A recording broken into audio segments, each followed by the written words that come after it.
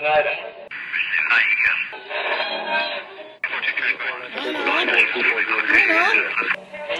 is that you? There, I think I got it.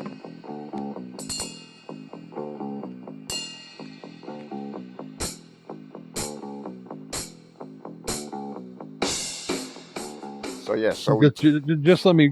Oh yeah, 30. Okay, 32. Yes, 30. I see it on my list of numbers here. Yes. Yeah. See, that's why we don't do Roman. Today's podcast is brought to you by the letters A and B and 31. Yeah, that's why we don't do Roman numerals or letters. We can't even barely keep just straight. What's the? There must be a technical name. You're an engineer. You must know. You know all this stuff. You did that schooling thing. Is there some sort of a technical name for numbers? You know, like 1, 2, 3, 4, 5, 6, 7, 8. Is it like just numerical order? Okay.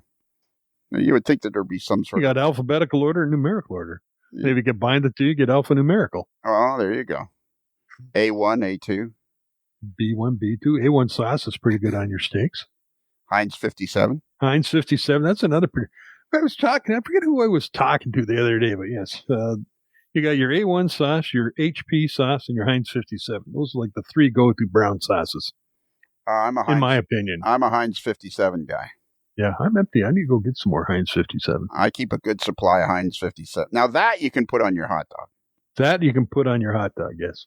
Now here's a little side story, which I know all the kids enjoy. I was over at Barb, my secretary, the lovely Barb of 33. The only problem with having the same secretary for 33 years, there's several pluses and minuses. Pluses is she knows what you're thinking. Actually, that could be a minus is she knows what you're thinking. Yeah. She feels quite comfortable opening your mail. Mm-hmm. She doesn't really listen to anything you have to say. I seem to have lost. It's like an old dog, just says, I'm not interested. I've heard you say that 100 times. Yeah, I'm going to lie here, chew my bone. Yeah, exactly. But anyways, I was over to her house, and we were doing something. And I said, do you have Heinz 57? She was making me supper for some reason around. And I said, do you have Heinz? You're maybe hungry? Yeah. And I said, do you have Heinz 57 over there? Whatever it was she was making, it sounded like it would be great with a little dab of Heinz 57. She didn't have any, so I took some. She'd never even used it in all her years, and cooking is one of her things. So then I tried. She says, I don't think I'll like that. Then she puts it on her, and she says, oh, that's quite good. I really like that. I enjoy that quite a bit.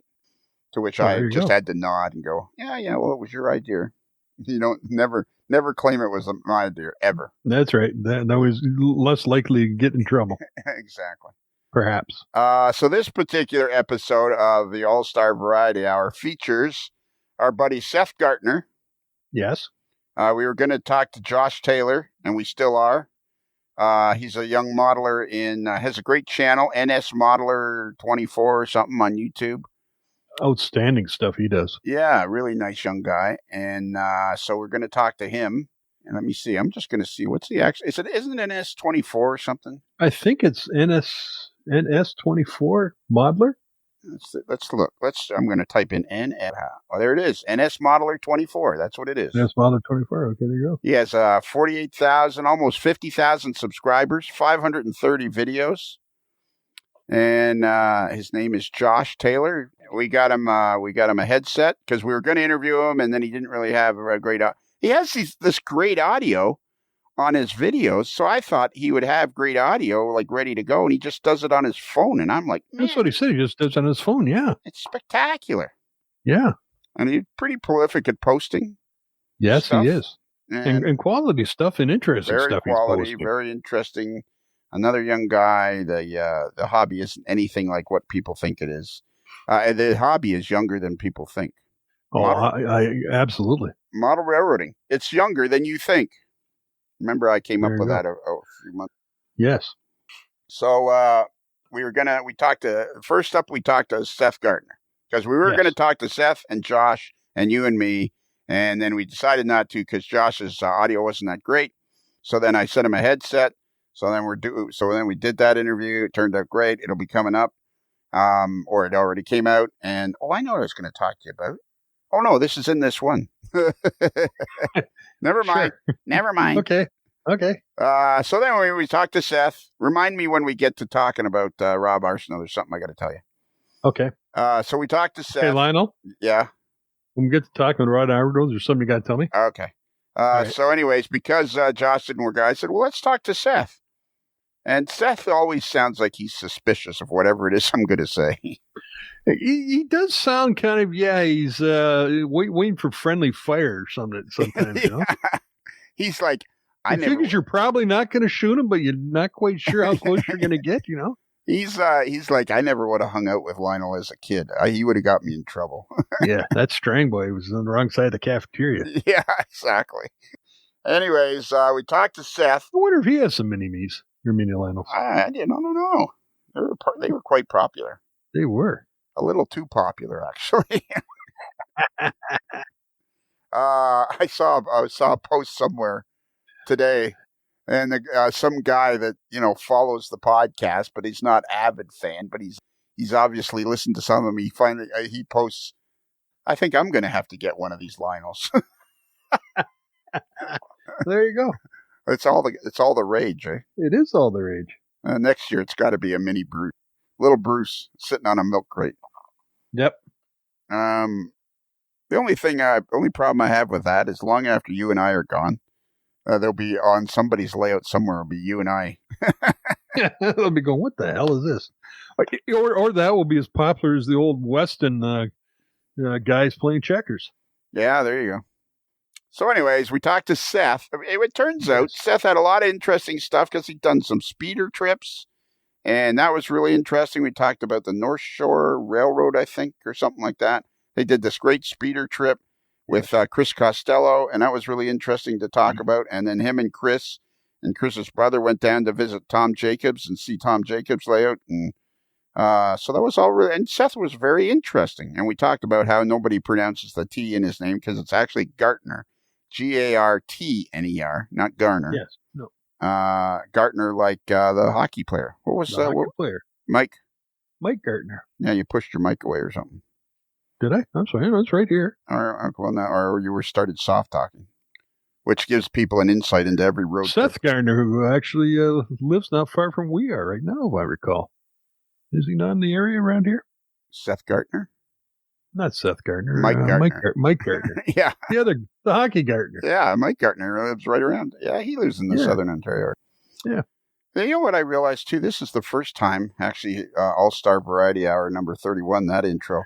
It's the first time that you and I have ever talked by ourselves using both having the Sexy Voicinator 2000.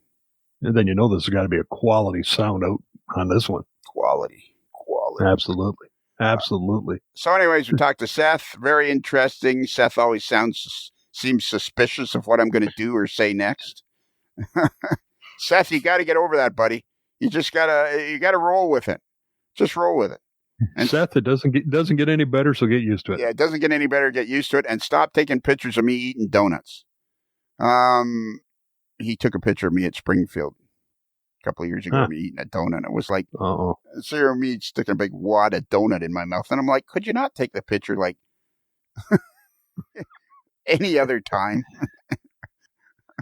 And he posted it, and I'm like, thanks, buddy. So anyways, it's very interesting talking to him, as it always is. And then we talked to Rob Arsenault, who is of weathermytrains.com. Yes. And that's very interesting. And Rob is also like Seth. He's very serious about his craft. And actually, it was fun. When we did the interviews, and Rob, I know you're listening to this, so but when we did the interview, I'm thinking, man, I keep poking and prodding at him. I said, is the hobby growing? And he's like, well, and I'm like, when we were doing it, I was thinking, I'm not sure this, but as I listened to it, it was terribly entertaining of you and I talking to Rob, because Rob has a good sense of humor and can take a joke. So it's quite a fun time talking to Rob of weathermytrains.com.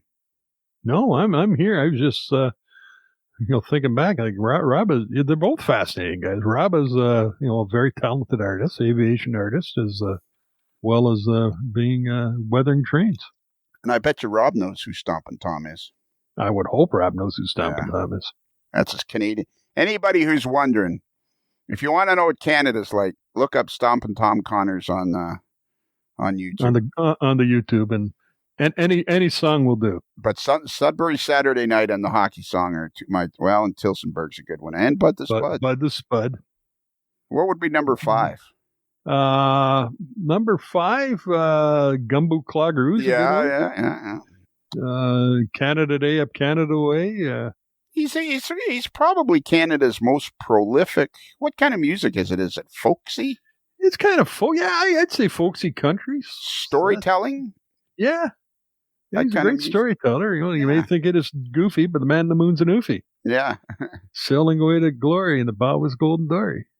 The boys will be getting stinko, and the girls will be playing bingo on a Sudbury Saturday night. The Ketchup Song's another one? Ketchup Song, yeah. It would be interesting to find out what he thought about Ketchup on Hot. Yeah, well, there you go. We'll have to get the Ouija board out for that, unfortunately. Yeah. All right, so that's it. It's Seth Gardner. Okay. And then it's Rob Arsenault. But Rob Arsenault, we close up the show with Rob Arsenault. And right. In the end, we give him a hard time about his. We told him he wasn't enthusiastic enough with the ending, and then I tell him, "Don't worry, I'll edit all this out," which of course I didn't. And then really, no, I didn't, because it's actually entertaining. It's entertaining. It's quality stuff.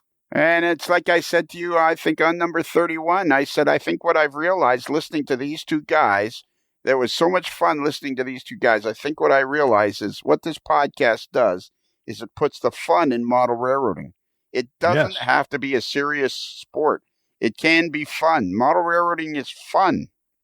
That's what Model Railroad used to have on their magazine for years and years, right on the front cover, and I wish they never stopped that. I know. It's supposed to be fun, so just because we're having a few laughs doesn't mean we can't be excited about the prototypical accuracy of a B-36. Yeah, wait for Snappers. Quit having fun model railroading. It's serious shit. Yeah. Oh, sorry. Well, now. Go-horn on that or no? Yeah, something. All right, sorry. All right, that's it. We've killed 13 minutes doing this. So, you know what to say next? Good night, Dick? No. Good night. Good night and good luck. What is it Morrow said? Ed Morrow? Oh, I forget. Good night and good luck, wasn't it? Yeah, goodbye maybe, and good luck. Good luck and goodbye. There was something in good luck. Yeah, I know he didn't say what I'm going to be saying. No. Go for it. Subway chimes, go. Bruce? Lionel? Bruce? Lionel? I have no idea what this is. It could be a segment, or it's definitely just a segment in some sort of all-star variety hour. But it's the night that we it's the time we talked to Seth Gardner, because he organized, he's organizing a wonderful interview with a young man named, what's his name, Seth? His name is Josh Clark. Josh Clark, and he is... NS Modeler 24 on YouTube. Yeah, just answer the questions I ask you, Seth. All right. stick with the script. Yeah, exactly. Did you send Josh questions ahead of time? So anyways, the three of us are here because we're going to interview young Josh Taylor. How old is he? Josh is in his early 20s. And he's in his first year of medical school at MUSC in Charleston, South Carolina. Okay, and how did you meet him? There's a guy named Todd Arnett. Ah, yes, Todd Arnett. A mutual friend. Okay, And Todd took me up to Josh's Farm Up session in the winter, 2 winters ago, before COVID, and had a great time up there. Well, what we ought to do is to make it really confusing. Oh, look, I just got it. You know what? You're never going to believe this in a billion years, Seth. I literally, as we're talking, just got an email from Josh Clark. Wow. The stars are lining up. Is that kismet or what? That's like meant unbelievable. That's I'll go with the or what. I'll go with the or what. Or the or what, yeah. Yes. So you and Todd Arnett went to an operating session at his house. Yeah. Okay. In fact, the first time I met Josh was at Springfield. Right. Okay. And what was happening there? Well, Springfield's this really big model train show that happens yearly. Yes. But we're up there. It happens yearly, does it? Did you go last year? I did not. Something else was going on at that time. So apparently it doesn't happen yearly, Bruce. No, generally it does, but sometimes There was it that doesn't. one year. I wonder, do you think they'll have it this year in 2022? I think so, eh? I would say so. We can only hope. Yeah, we can only. Yeah, but I was up there for Springfield, and Todd was helping out over in Scale Trains. And he said, hey, I want you to meet somebody. And he just took me around the corner, and I got to meet Josh. And we chatted real quick, and it was nice. And he said, well, next time I have an op session, I'll let you guys know. And a few months later, I was up there operating trains in Josh's basement and having a great time. So what was Josh there with somebody? Was he part of Scale Trains, or was he just hanging out? What was the dealio there? He was hanging out, seeing the place. Okay, he just came for the show, and he just happened to be by the Scale Trains booth when you showed up. Yeah. Perfect. Yep. And from there, it was just magic all the way. It worked out quite well. Shortly after returning, that he had his first and I guess last op session with the pandemic. Oh, did he only have like one op session before he had to shut everything down? He's had a couple since then, but I wasn't able to go. Right, but I was just going to say, I mean, you look at his now. I'm talking over top of you. But I mean, if you go to his YouTube channel, which is NS Modeler, that's Modeler with one L, like railroad, not two L's like Kelly. If you go to his website, his YouTube channel, NS Modeler 24, correct. It's very extensive. It is. He's very prolific. He shares a lot. Yeah, and it's a really well done YouTube channel. He's got like 50,000 subscribers. It's very, very cool. So, how big is his layout? His layout is probably 20 by 20. I'm estimating. And is he living at his parents' place? Is this at his own place, or? The layout is at his parents' place, where he, I guess, grew up. Right. In the basement of that nice house, up on a side of a admirable mountain. Okay. At 3222 Bonnie Meadow Lane. That's it. Yeah. So does he live in the Charlotte area like you do? No, he lives up in the mountains. He's just outside, between Asheville and Hendersonville area, south of Asheville. So he's not very far from Scott Lister. Scott Lister's Greenville. Greenville, yeah. It's probably within an hour and a half. Yeah. Because how far are you from Greenville? It would probably be about 2 hours. Yeah. Okay. So, and then Asheville's like up there somewhere. I know where Asheville is. I've ridden through Asheville, I think, on the old motorcycle. Yeah. And then one time Josh and his father came down to Todd's, so Todd brought him by here. So Josh and his father have been to my basement. Have they? Yeah. For an operating session? It was just a drive-by to see it, run some trains, talk. A drive-by. I like that. A drive-by layout viewing. It seems like there should be something. There seems like there should be a punchline to that. A drive-by. Yeah. There's a walk-by fruiting. Yeah. I guess we come to see your layout. We got to get Todd Arnett back on here too. So that I can once again profusely apologize for missing the what was it, the Norfolk and Western Convention, Historical Society Convention that you tricked me into going a week early. I don't know that I really did that, but you did, because you kept saying I'll see you on Saturday, and I'm like, I was in a daze anyways. And I drove all the way from my place in Florida, just west of Daytona Beach, 25 miles west of Daytona Beach on Bonnie Meadow Lane. And I drove all the way from Daytona Beach to don't tell me. Salisbury. You told me. I specifically asked you not to tell me. All the way to Salisbury, North Carolina? Yes. And I drove the whole way, and I was convinced that I was going on the right weekend. And I get there, and I drive into the parking lot of this hotel, and I'm thinking, man, that's weird. There's not as many cars. Oh, well, I go in, and I'm thinking, okay, when I get in, there'll be the registration desk and all the stuff that you see at every railroad convention. And I walk in there, and there's like nothing. And I'm thinking, wow, that's weird. Well, I guess they'll set up everything tomorrow. And I walk up to the desk and I said, I got a room reserved. And the guy goes, nope. And I'm like, yep, I do. I have a room reserved. And he goes, well, you do for next weekend. Nope. Yeah. And Let's make it a week. Yeah. And then it was at that moment that I realized I'd gone on the wrong day, the wrong weekend. And I thought, it's all Seth Gartner's fault. How many times do people mispronounce your last name? Instead of saying Gartner, they say Garner. Probably all the time. Yeah, because that T is critical. It's not silent. No, it's not. No. But we don't worry about it. like the great hockey player, Mr. Gartner. You don't sound like you're having any fun talking to us, Seth. Well, you're mistaken. I think we had the penthouse suite up there in Salisbury for you, but you just didn't get it the weekend you thought, so you said, I'm out of here. Yeah, exactly. I drove all the way, and I was so annoyed with myself. I drove all the way home to up north that night. I just kept on going. Man, I was annoyed with myself. And I was even more annoyed with you. So what's new on the old, we got to talk to Tard Arnett, so we've discussed that. So tonight we were going to talk to Josh Clark, and maybe Josh Taylor too. We should find out if Josh Taylor is a model railroader. Could be. Maybe we'll check and see if Eric Nielsen's around too. Yeah, exactly. Yeah.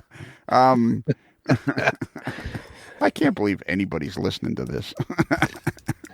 So what's new on tonight we were going to talk to Josh Clark, who is NS Modeler 24 on the YouTube channel.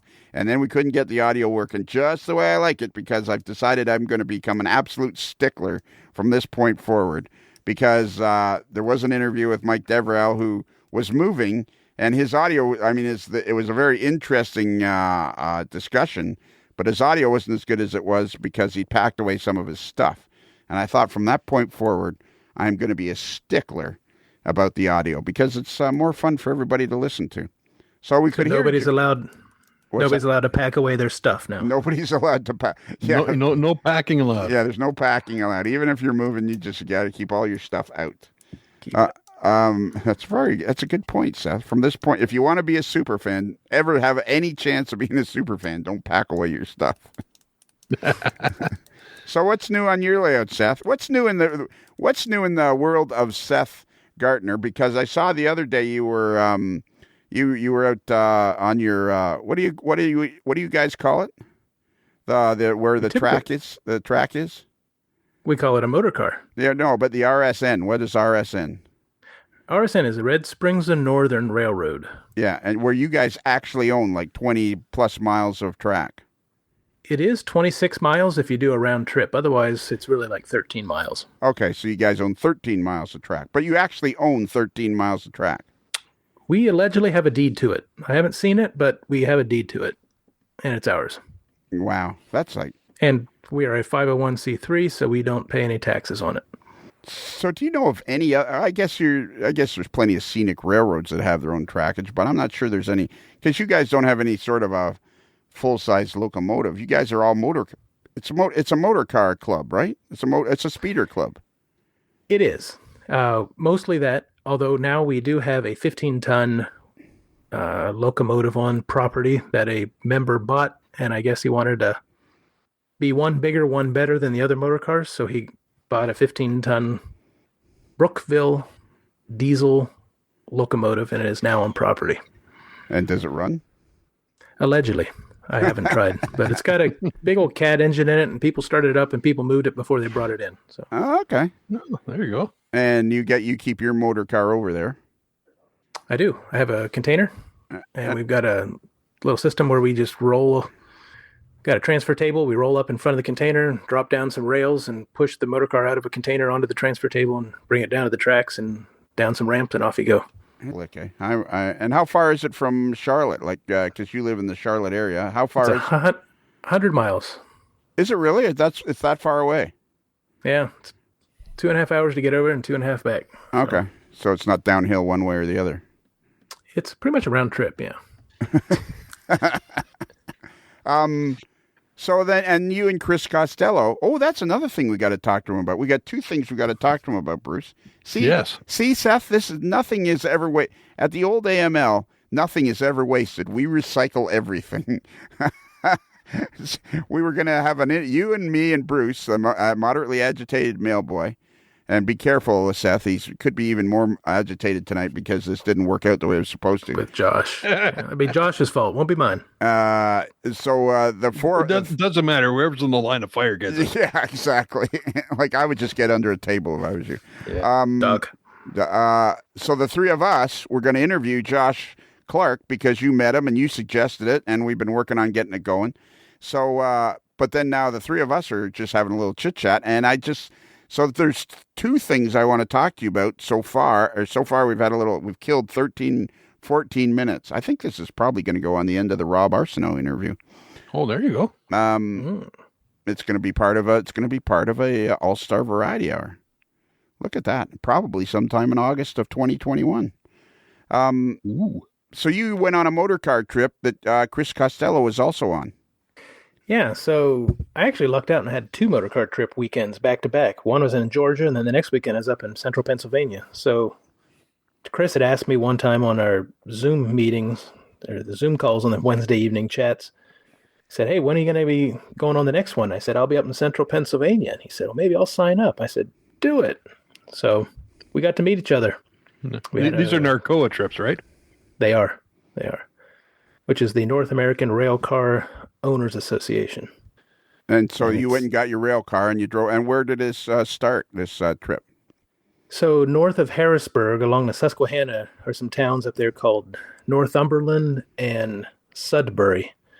And the Saturday ride was out of Northumberland, and the Sunday ride was out of Sudbury. Did you spend? So you're in Sudbury Saturday night. I was thinking. I know he has no idea. You're thinking the same thing. But now we got a tune to use. Yeah. Now we got to put. Were you guys in Sudbury on a Saturday night? We were. The girls are playing bingo, and the boys are getting stinko. Bingo and the more bingo on a Sudbury Saturday night. Do you, Seth? Do you know who Stompin' Tom Connors is?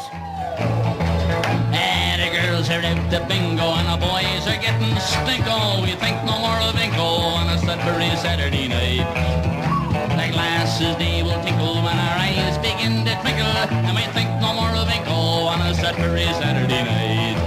I do not. Yeah, well, you're gonna. Well, when you're done, your homework assignment will be get on YouTube and Google Stompin' Tom Sudbury Saturday Night. Exactly. Josh was convinced that we had pre-written questions for his interview. That was kind of cute. And Yeah. So your job, Seth, now is going to be. It's cute in that kind of unknowing kitten kind of way. Exactly, exactly. Your job now, Seth, is to bone up on Stompin' Tom Connors, and we'll ask Josh some questions about Stompin' Tom Connors. Yeah, so the ones you want to get is Sudbury Saturday Night and Tilsonburg. Yeah, those are the two songs. and I got that one. Bud to Spud and the hockey song. So there's 4. Hello out there, we're on the air. It's hockey night tonight. Tension grows, the whistle blows, and the puck goes down the ice. The goalie jumps and the players bump and the fans all go insane. Someone roars, Bobby scores at the good old hockey game. Oh yeah, okay. Let's not do any more than 4. Let's go with 4. Yeah. So Can I also add that Sudbury is in Pennsylvania? Sure. That killed it. There's also Sudbury in the UK, but that doesn't matter. Yeah. What does that? Were you not in Sudbury on Saturday night? I was assuming it was Canada, Ontario. We never said that, though. We never said that. The song does not say that. It just says Sudbury Saturday This is Night. true. The song says Good Sudbury. point. Yeah. Don't get agitated. Sorry. Okay. I'm not agitated. I'm just. But I can see it coming down the street. It's like Popeye. He's getting wound up. He's going to whip out the can of spinach. Yeah. Uh-oh. Everybody duck. I think that, you know what, Seth. You know what the viewers. The viewers are learning here the difference between a guy that spent his life as an emergency room doctor doing life-saving tasks almost every day of his life, and dedicated his life to the advancement of the human race, and a goofy guy over here with stubby legs that pretty much just spent his life bouncing around and getting in trouble.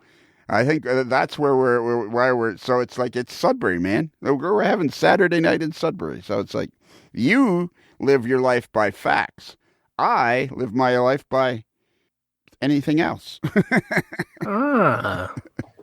Bruce, was he talking about your stubby legs, or is that? I don't have stubby legs. I do have stubby legs, but not as stubby as his. Yeah, mine are pathetic. I have like the shortest legs in the world. So anyways. So we're in Pennsylvania. Right, you're in Pennsylvania. And we had a great ride on Saturday. And then Sunday's ride, we kind of hustled it through because they were forecasting thunderstorms. And we got off the rails kind of early, 2:30.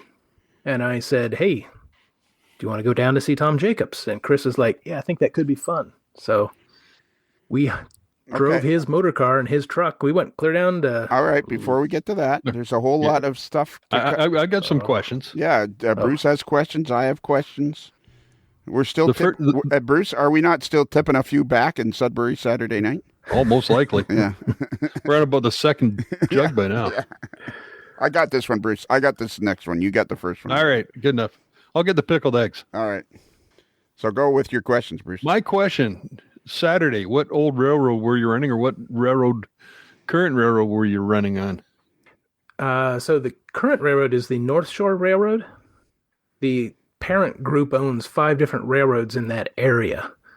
The heritage of the rails that we were riding on was Lackawanna Railroad. It's old coal country. Oh, yeah.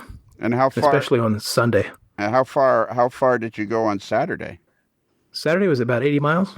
Really, eh? Oh, nice. 40 out, turn, and come back. And how do you keep how many cars do you think were on this thing at a time? Like on this... 38. 38.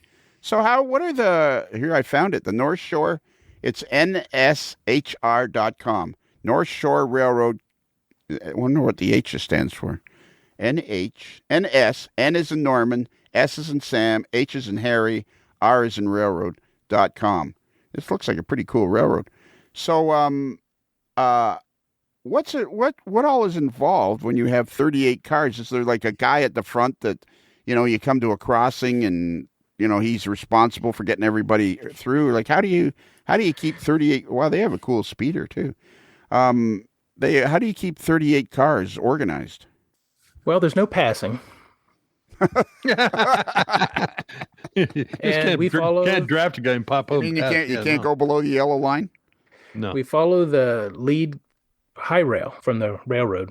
Okay. And they also, I think, had some other guys on trucks because they did a fabulous job of escorting us. And the busier crossings, they dropped the crossing gates and flashers and made it real easy for everybody to get through. But, you want to space your cars out a little bit so that it's for safety. You don't tailgate. You're supposed to flag. Passenger or the driver will stick a flag out the side of the motor car so you know that you're getting ready to stop. Plus, the cars all have brake lights on them. So there's plenty of visual cues that we're slowing down to a crossing. And if you come to a busier one, everybody kind of bunches up, and then they drop the gates and everybody goes across. But when you're running at track speed, you may have 100, 150 feet in between cars. So it takes a little while for 38 cars to go through. But it's also a lot of fun for people on their line to see us all go through. It's like a parade going by their house. And yeah, I like being a parade of motorcycles. Everybody waves at you, and it's just fun. Do you wave back? Oh, of course. Okay. Blow your whistle, your horn, whatever you got. So what's track speed? I think what was the fastest we got? It may have been, at points you could hit 30, but generally you're in the 20s. And that seems pretty fast for a speeder. And are there some people's speeders where they get there and you're kind of looking at them going, I'm not sure this speeder's going to go 20, 25 miles an hour? Well, it's not fair because an individual's not here to be able to defend himself. Well, I'm not asking you to name names. I'm just like, in general, are there some speeders? Yeah, I know one individual who was towed.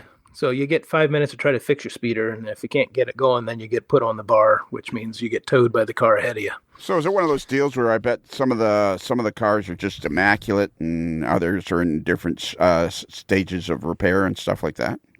Totally. Some of them look like they could be right out of a aircraft museum with gauges and buttons and everything, and others are more historic, antique machines.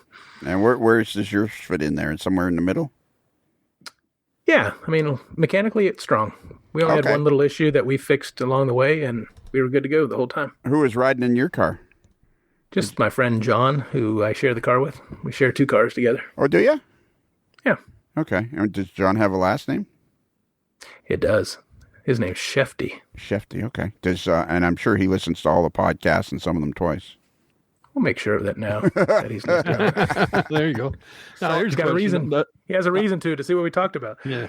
I've been on a couple speeder runs, and I know before they would have the guys going through the template, checking wheels to make sure the wheels are all okay and things like that. I'm sure they do that for years and give them a general once over and say yay or nay, you can go. Yeah, they didn't check any wheels this time around, but they did check brakes. So everybody was waiting to go in the morning with brakes set, and they would go through and push a car to see if it would go when the brake was set. Oh, okay. Right. I guess if it rolled at that point, they'd probably pull you out of line and tell you no. When you say check wheels, Bruce, what do you mean check wheels? For where they I know Narcoa, they have a template they put on the wheels, and it's like a go no go gauge. If it's warm beyond the template, they won't let you run because it's a safety thing that the thing could come flying off the rails, and that'd be generally a bad thing for the occupants. Yeah. Okay. That's regularly a bad thing. Yeah. Okay. So where'd you go and then you spent Saturday night in Sudbury? The girls are at. Or we went to the Deer Creek Station as part of the National Railroad Historical Society. Had a hot dog and barbecue hamburger thing at their station for us. It was pretty nice. This North Shore Railroad looks pretty cool. Yeah. And then Sunday's ride was at the Shamokin Valley. So that left out of Sudbury. And we went up into the coal fields. And it was excellent. It was a fun day. I'll bet. Started off on, I think, might have been Reading Railroad tracks, and then we converted over to what was formerly Pennsylvania Railroad. And it was nice rail. Beautiful run. And how far did you go that day? That day was, I think, just under 30 miles. But Shamokin Valley Railroad, they have a railroad called they have a bunch of railroads, and they paint a lot of their locomotives. The North Shore Railroad Company paints a lot of their locomotives in heritage paint schemes. Yep. Very cool. Here's a question. I have a question for you that I've asked on Prototype Posse, and I don't feel like either Spoon or George, the mayor of Hornpain, or even Kaylee, though, she tried. She's very enthusiastic. It's that Spoon and the mayor of Hornpain that, those guys are trouble. Do you not feel like there is like a bazillion really cool regional railroads in the United States now, or in North America even? But yes. And then how do you find them? Yeah. Like this company here's got 5 or 6 different really cool railroads. Very neat. Look at this, Seth. We've already killed 26 minutes, and you were concerned that it would be able to kill 2, and we haven't even got half. This could turn out to be a whole big long thing, and it'll be you'll be to blame. I bet you worked. I bet you worked a lot faster than this in the emergency room. Well, you have to. Did you ever hear this in the emergency room when things were going horribly wrong? You're not hanging out with that Strang boy, are you? So you went through. Come down with a case of strangitis. Yeah, there you go. So on Sunday it was fun. It was a really good track.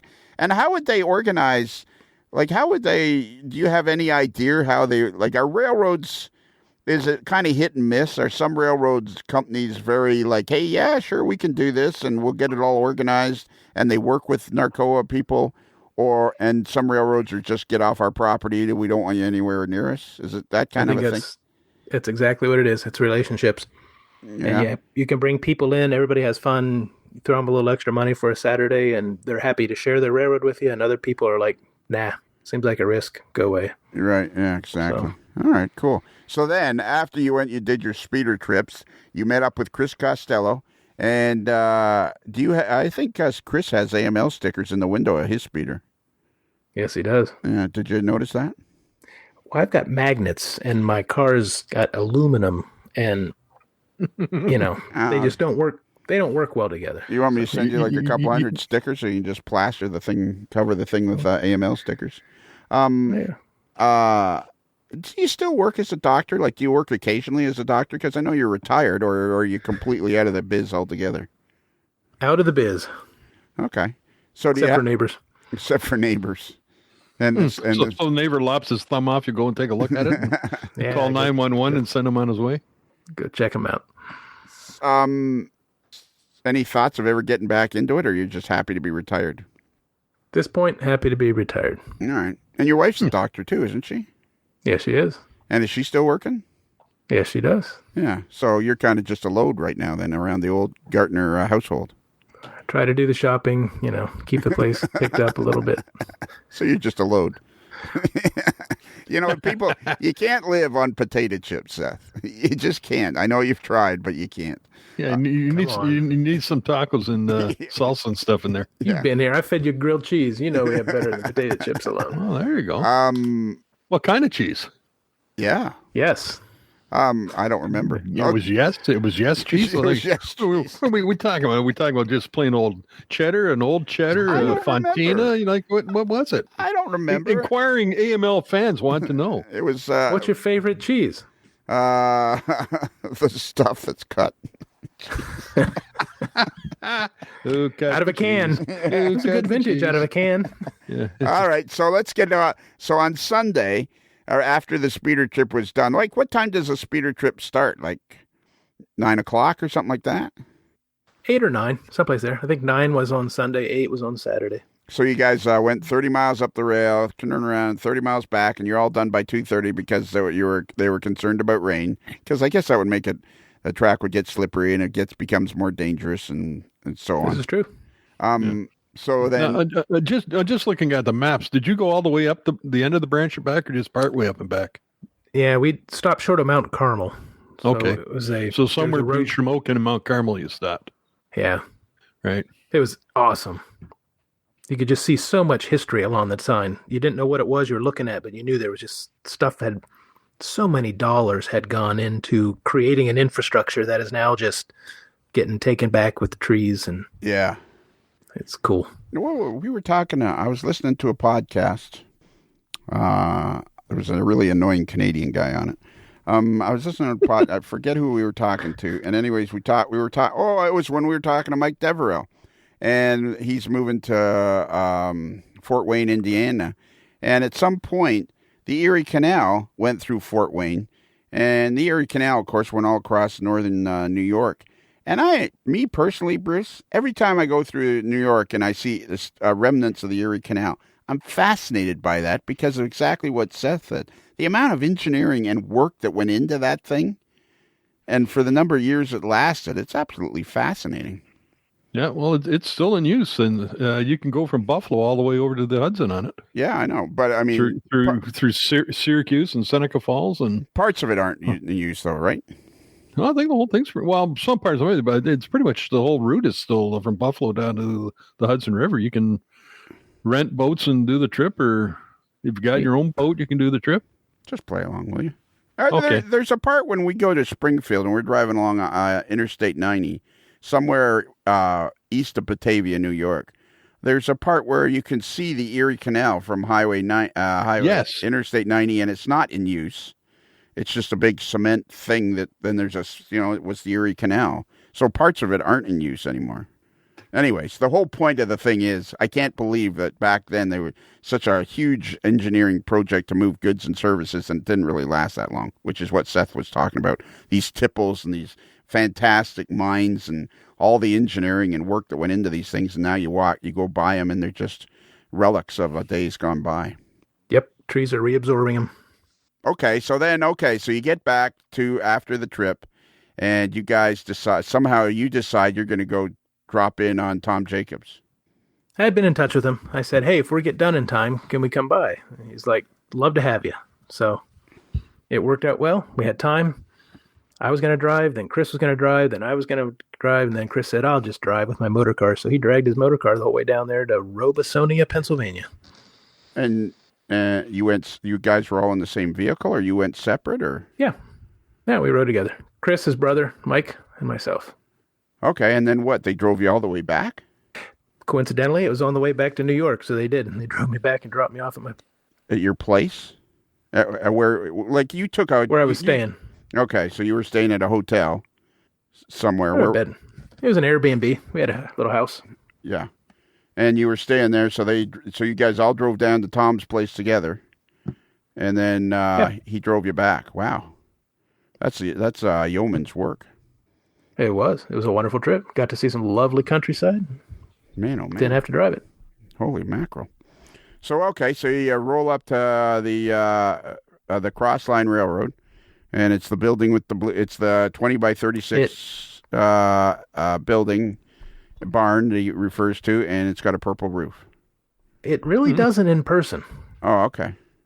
Confirm that, having been there. All right. Does it have it has like a 12-man hot tub or something, though, doesn't it? That's behind the house. Oh, okay. So, all right. You never got over there. So what was it like as you drove up? Like, are you kind of going, all right, so now we're going to see this? Because I always remember the first time we went to see George Celios's layout. I remember walking up the stairs thinking to myself, in about 30 seconds, I'm going to see the Franklin in South Manchester. You were there with us, weren't you, Bruce? No. No. As a matter of fact, I wasn't. It's been the other Bruce. Yeah. No, he pulled this hamstring. I blew my hamstring out, and then the doctor advised me for the next month or so, don't do a lot of walking and standing. And I said to myself, walking and standing. That kind of sounds like Springfield. So no Springfield for me. So, okay. So what was it like as you were kind of driving up there? Was it what you I'm assuming it's a pretty nice neighborhood. It seems like it's a very nice neighborhood. I mean, you got to remember now, you're scoping out the Tomstock 2020. Do you like Norman Rockwell? I love Norman Rockwell. Then you'll love the neighborhood. Okay. It's what you want it to be like. There just weren't any little kids selling lemonade on the corner right by his house. And is there plenty of room on the front lawn for a lawn tractor pull? The lawn tractor pull? We might have to take out a little bit of shrubbery, and then we'll probably be able to do it. Okay. Excellent. Perfect. And of course, the backyard goes into the field, and there's RV parking out the wazoo back there. Who cares about the farmer? Yeah, exactly. I want to email that guy just to. All right. So, okay. So you pull up and Tom's there ready to greet you. He came out, he saw us. James came out as well. It was a lovely reception. He's like, well, come on in. Let's go see this. So I'm thinking back to our Zoom chat that we had some point in this past year where we got to see a tour of it all.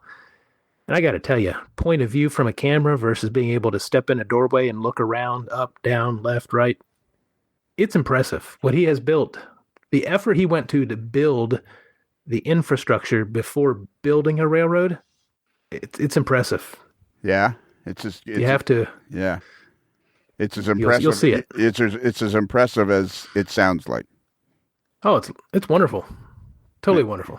Did he run some trains? No. No? Not one single train? He didn't run a single train for you? No. He must have been talking to Chris Adams then. Because when I went to Chris Adams' house, he refused to run trains for me. Okay, so how long were you guys there? I bet we're there over an hour. Really, eh? He walked us through. He took us from one staging yard clear to the other. And the last staging yard, the West End, sorry, Tom, I can't remember what the name of it was, but up top, representing, I believe it was Harrisburg, it's all very high. Everybody had to be up on step stools, and you move them, and you climb back up, and you peek at them. So, and is there plenty of walking around room? The aisle spaces are very generous, more generous than what I have in my basement. So yes. Oh, cool. Well, that's good then. And how about the fire suppression system? Did you get a look at that? We did not get the high points on that, and I didn't see any extra fire escapes from the deep back far side. Okay. He didn't run any trains. You guys drove all the way there and he didn't run any trains. Do you think the trains run, or he just they were in limbo because they were halfway between this and that, and nothing was really working at that point?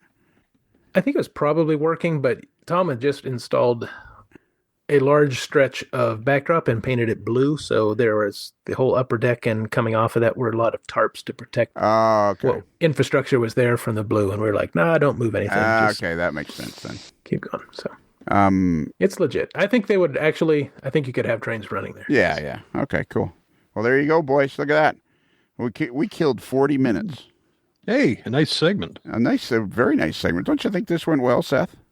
Oh, I do. And Tom Stock 2020 will be fabulous whenever it happens. Yeah. Are you going? I thought about asking for my money back when I was there, but I didn't. So yeah, I'll be there. Hey, cough up, buddy. Yeah. I want the interest on that $20 I put in. You know, it's going to be 4 days of love, peace, and little trains. I heard 5. No, I think it's down to 4. I think it was going to be 3, and now it's 4. It's Thursday, Friday. Thursday we're going to do something. Friday we're going to do something. Saturday that's the actual barbecue day. And then Sunday there'll be stuff to do. It's going to be like an actual model railroad convention. And Except when you it won't don't be get out all of there old until guys. Monday, it'll be the 5th day. Yeah, well, no, I think on Wednesday night I think technically Wednesday is when it starts. Wednesday evening, we're going to some buffet that Tom likes. The eat all the eat till you You have a drop. chocolate fountain? I don't know. No, we never asked that question. That's a good question, though. It's an excellent question. All right, I don't know what we're doing next, but I think, how do you feel this went, Seth? I think it went very well. I think it went very well, too. I think we talked about a lot of really interesting stuff. I'm still a little confused on the whole you rode all the way down there. Like, why wouldn't you drive down there and then just keep heading home? Oh, because you were staying overnight on Sunday. Then let me just tell you why. Because Okay. we were spending the night there, and Monday, John Shefty, my friend, wanted to go see a friend of his, Bill Barnes, who was continuing the restoration on an automobile. Now, this automobile happens to be called a Stanley Steamer. And for those of you who know it, it's not gasoline-powered, it's kerosene-powered. And it heats up with a boiler and makes steam, and it has an actual steam engine that runs this car. So Very a local cool. individual here to Charlotte has one that was being restored where John used to work, and John switched jobs and things happened, and now this vehicle John was working on is up in Pennsylvania. So John got to reacquaint himself and see it, but while we were there, Bill got out another individual who was having their car restored, a 1917 Stanley Steamer, and before the morning was over, I was driving a steam-powered car. Wow. Oh, cool. That's cool. It was very cool. Very cool. Very cool. How fast? I understand they can go fairly quick. We went maybe 40 miles an hour, 45. It's better than my old Packard goes. It's Well, about the because, journey, you've though. got an old car you're restored. Yeah. Yeah, it's 2 years away from 100 years old, but these are older, so and steam powered. So that was really cool. Neat. I drove a Ford Model T once and got the thing going about 35 miles an hour. It was the coolest thing. One of the coolest things I ever did. They were so much fun to drive. Man, to imagine being alive at that time when a Model T started to become popular and accessible, and people would have the feeling of tooling down some road at 30 miles an hour. They probably thought they had the world by the tail. Oh, yeah. They probably didn't have a road worth going 30 miles an hour on. No, that's true. Daredevil's breakneck speed. Yeah, exactly. Exactly. Do you know So who the very first person was to win the pole position in the very first Indianapolis 500? Barney No, I would Oldfield? No. Oh, you want to take Strang a guess? guy? Strang guy? Louis Strang, Huh. who later passed away in another race when his car fell into a ditch. He wasn't going at any speed. Like, he just pulled over to change a tire, and the car fell into a ditch and killed him. But other than that, Your high point and your low point right there. In the yeah, same there you story. go. Boom. Okay, that's it. We've killed 45 minutes. 45 minutes we killed. All right. You know what happens at the end of a segment, Seth? I think I do. All right, go for it. All right. Have a good night, everybody. Subway chime. Hit it. Subway chime, go. So close. Yeah, he was close. That was really close. Oh, my goodness gracious. Take 2. All right. Yeah, let's do that. Do it again. The magic of editing. Subway chime. Go. Yeah, there's no editing, Seth. Yes. All mistakes are there for all to hear. Yeah. Which means Can't now. hide. Yeah, this will all be edited. Yeah, that's right. Well, the whole Yes, thing will be yeah. edited. Don't worry about it. It'll all be edited out. I look 15 pounds lighter when you edit it, right? Yeah, exactly. Exactly. You know where I'm going to on Friday? You guys guess where I'm going on Friday? Back down to the hospital? Well, yeah, that too. Are you going up to Sturgeon Falls or Poutine? No. I'm Bernard Halen, who owns Mini Prints, the company Yes. Mini Prints, where he makes 3D stuff, beavers and moose and all sorts of stuff. He's going to scan me so that he can make a 3D, cool. 3D Lionel. I'm not Midwest sure. Model Railroad is going to have 5,001. I'm not items sure. to sell. I'm not sure. I'm keen on this. I'm not sure that. Are you kidding? It's the AML limited edition Strang figures. It's a very nice thing because what he's doing is he's going to sell them, and all proceeds, every dime that he makes from selling them, is all going to go to my One More Year fund for Princess Margaret Hospital. That's very cool. It's very, very cool. But I'm not so sure I'm that keen on the whole idea. That's going to be fun. Go So with it's going it. to be, when he sells them, they're going to be, what, a couple inches high type thing? Or Well, it depends on what scale you get. Oh, okay. He'll do them in various scales. Yeah, various scales. On All 3D right. So he's print. not going to just do a standard, think- here's your 2-inch high, 28 millimeter figure or whatever. And go No, for it. I think I'm going to go O scale. There you go. more like a G scale guy, but I'm not sure. I'm not sure I'm that keen on this. I mean, he seems to be excited about it, but I don't know. yeah. I think it sounds great. All right. You going to have sunglasses on? Yeah. Absolutely. Yeah. I can barely see without them now. I was going to say, how are your eyes doing? They're doing. My right eye got all screwed up from the cancer, and that's what they discovered. But I feel like it's kind of like my war wound now. It's like the right eye's all messed up, but the left eye is fine, and the right eye is pretty good once I wear sunglasses because the light comes in. It's fine. But you know what the problem is now, Seth? What? Because we kept talking, you're going to have to do it again because we have to stop talking as soon as you do it. So you got to. So with enthusiasm, you got to take us out of here, Seth. So this is it, buddy. Okay. All right. Subway chime. Go. The button has been pushed. Did you push the proper button, though? It's a pushback. We're doing a pushback from the gate. Are we? Yeah, we're doing pushback from the gate. Pushing back from the gate. Flight attendants cross-check and prepare to departure. Exactly, yeah. You know, that's right. If Tracy Boyd, the official flight attendant of the AML network, was here working the A position, she'd be like, telling... Hey, here's something we can do for Vera Mail flights. Get Tracy to do recording of that. Flight attendants prepare and departure cross-check. That would be perfect. It would. And then at the end, coming into on the final approach, tray tables and Yeah. up and lock and seats in upright position. We should get her to do that. I bet she'd love to do yeah. that. Oh, I'm sure. She would be great at it, but I don't know if I know. You ask her. I'm afraid to. I never see her. I always forget about the Wednesday night stuff. Oh, yeah. Okay. Sometimes she's there, sometimes she's not. So Is it Wednesday tonight? no. Okay. But I was just saying. Okay, well, we've done pushback. I don't know what night this is in AML land. It's probably a Monday. Exactly. It could be if you're one of those people like Nick Santo out walking in South Burlington, Vermont. Yes. It could be 8 or 9 o'clock in the morning.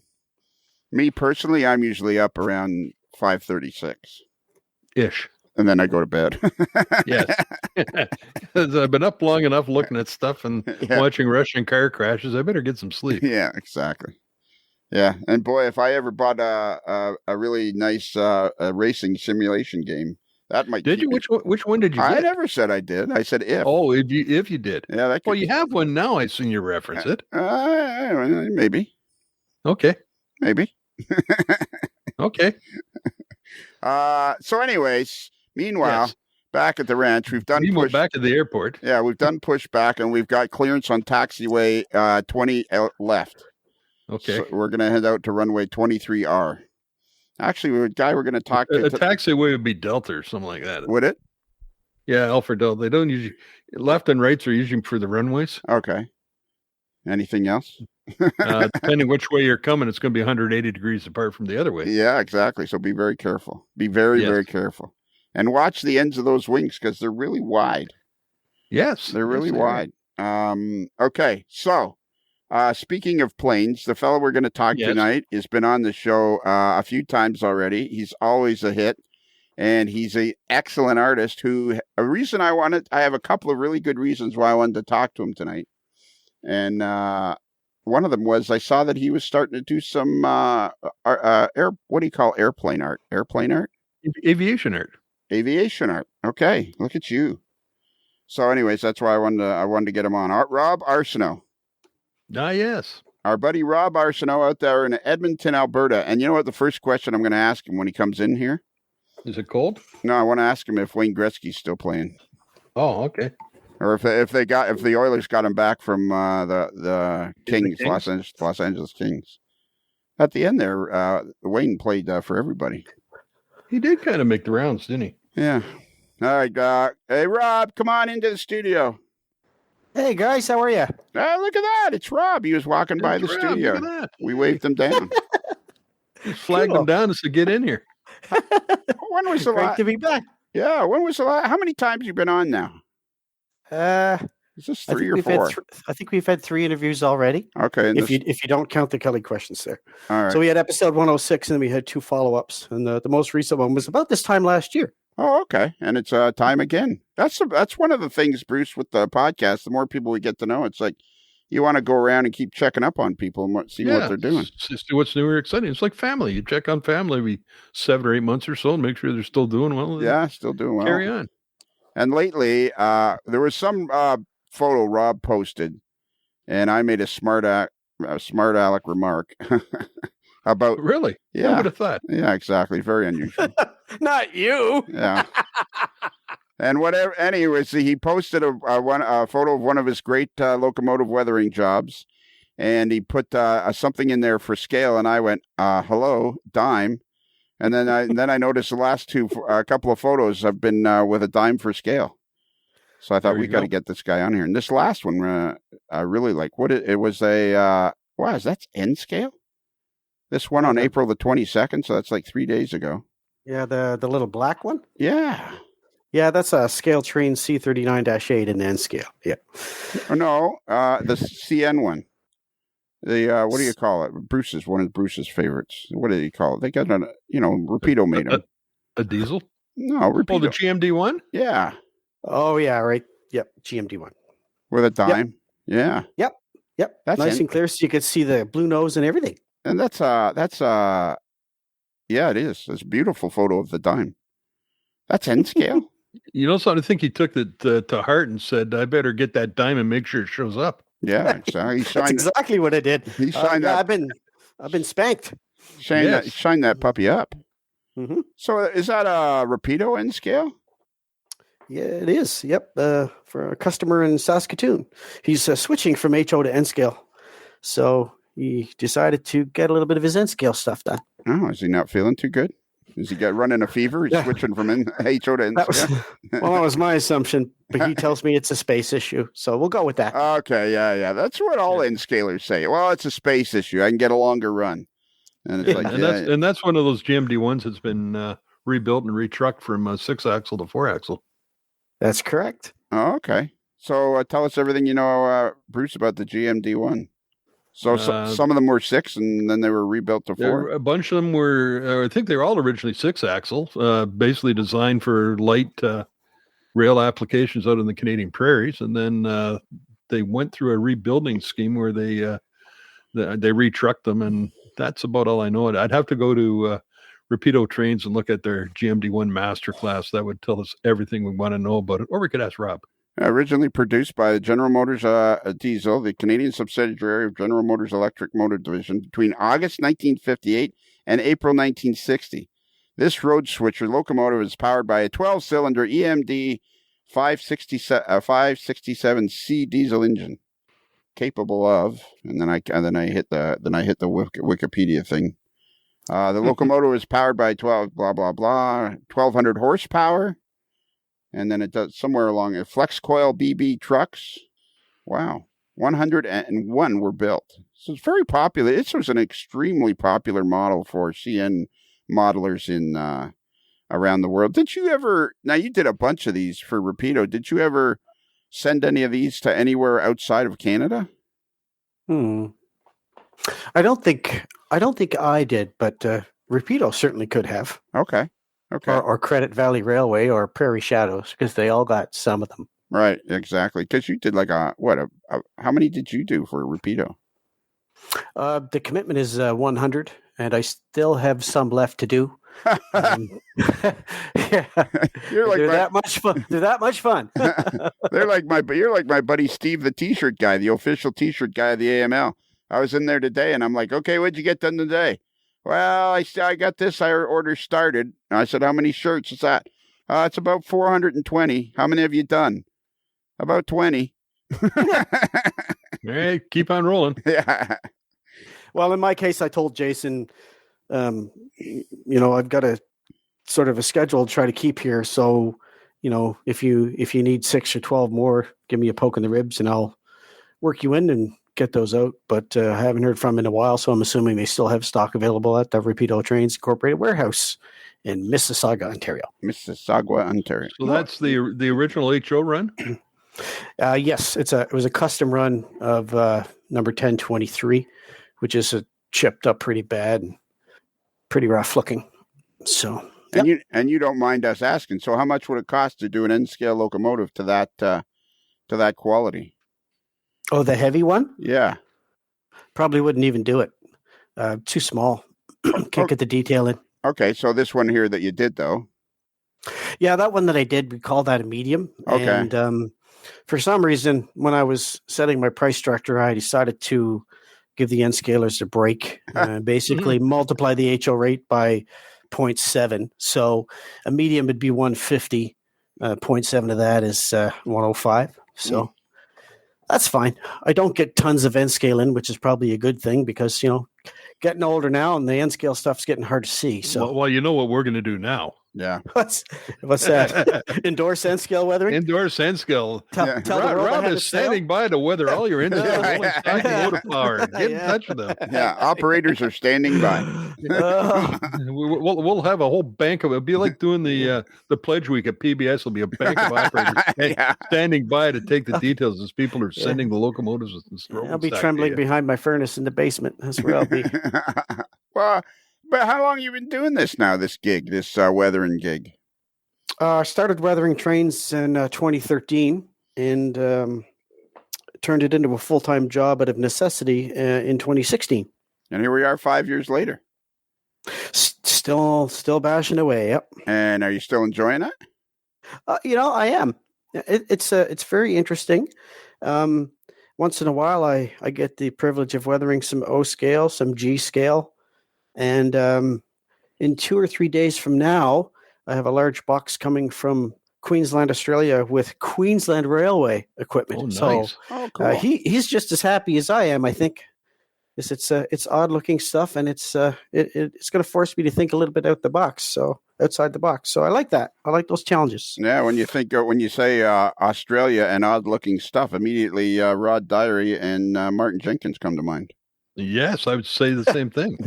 I meant the equipment, not the people. That'd be coast to coast odd right there. Yeah. I wonder if Rod's. Hey, Rod, if you're listening to this right now and you're working and stop and see if you can jump out and take a photo, because that'll go a long ways towards the next level of superfan. We don't know what that is yet, but it'll go a long ways. Hopefully, you didn't drive it up the buffers and off the road. Yeah, whatever those were called. So what is this? A little while ago, let me get the date. March 11th, I open up the Rob Arsenault page, and boom, here's a picture of a. Let's see, what is it? It's a something or other. It's a plane, and it's an Air Force plane, and it's with a long thing sticking out the back of it. Right, that would be a magnetic anomaly detector. Oh, of course, that's what I thought. Yeah, that's a Canadair Argus painting. I'm just trying to find the actual image myself, so I know which one we're talking about because I have made a couple since Christmas time. March 11th, this one was made. Okay, and that's beautiful. It's absolutely gorgeous. Yeah, I grew up watching the thing, so I was pretty busy over Christmas as usual, but this year was busier than normal.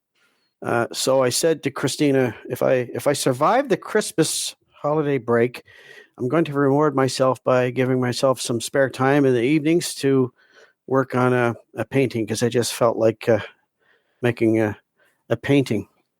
So I made this painting and I posted it on one of the Facebook groups called Remembering the Canadair Argus or something like that. And the guys went kind of crazy. So actually sold the thing. And I said, well, I kind of made it for myself, but yeah, if you want it.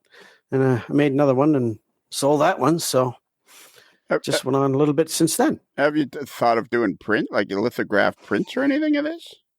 No, a couple of people have asked me, and the problem with prints is the way I make an airplane painting myself anyway, there's a certain luminosity to the original because of the colors I use and the way I apply them, and they don't reproduce well in a photograph.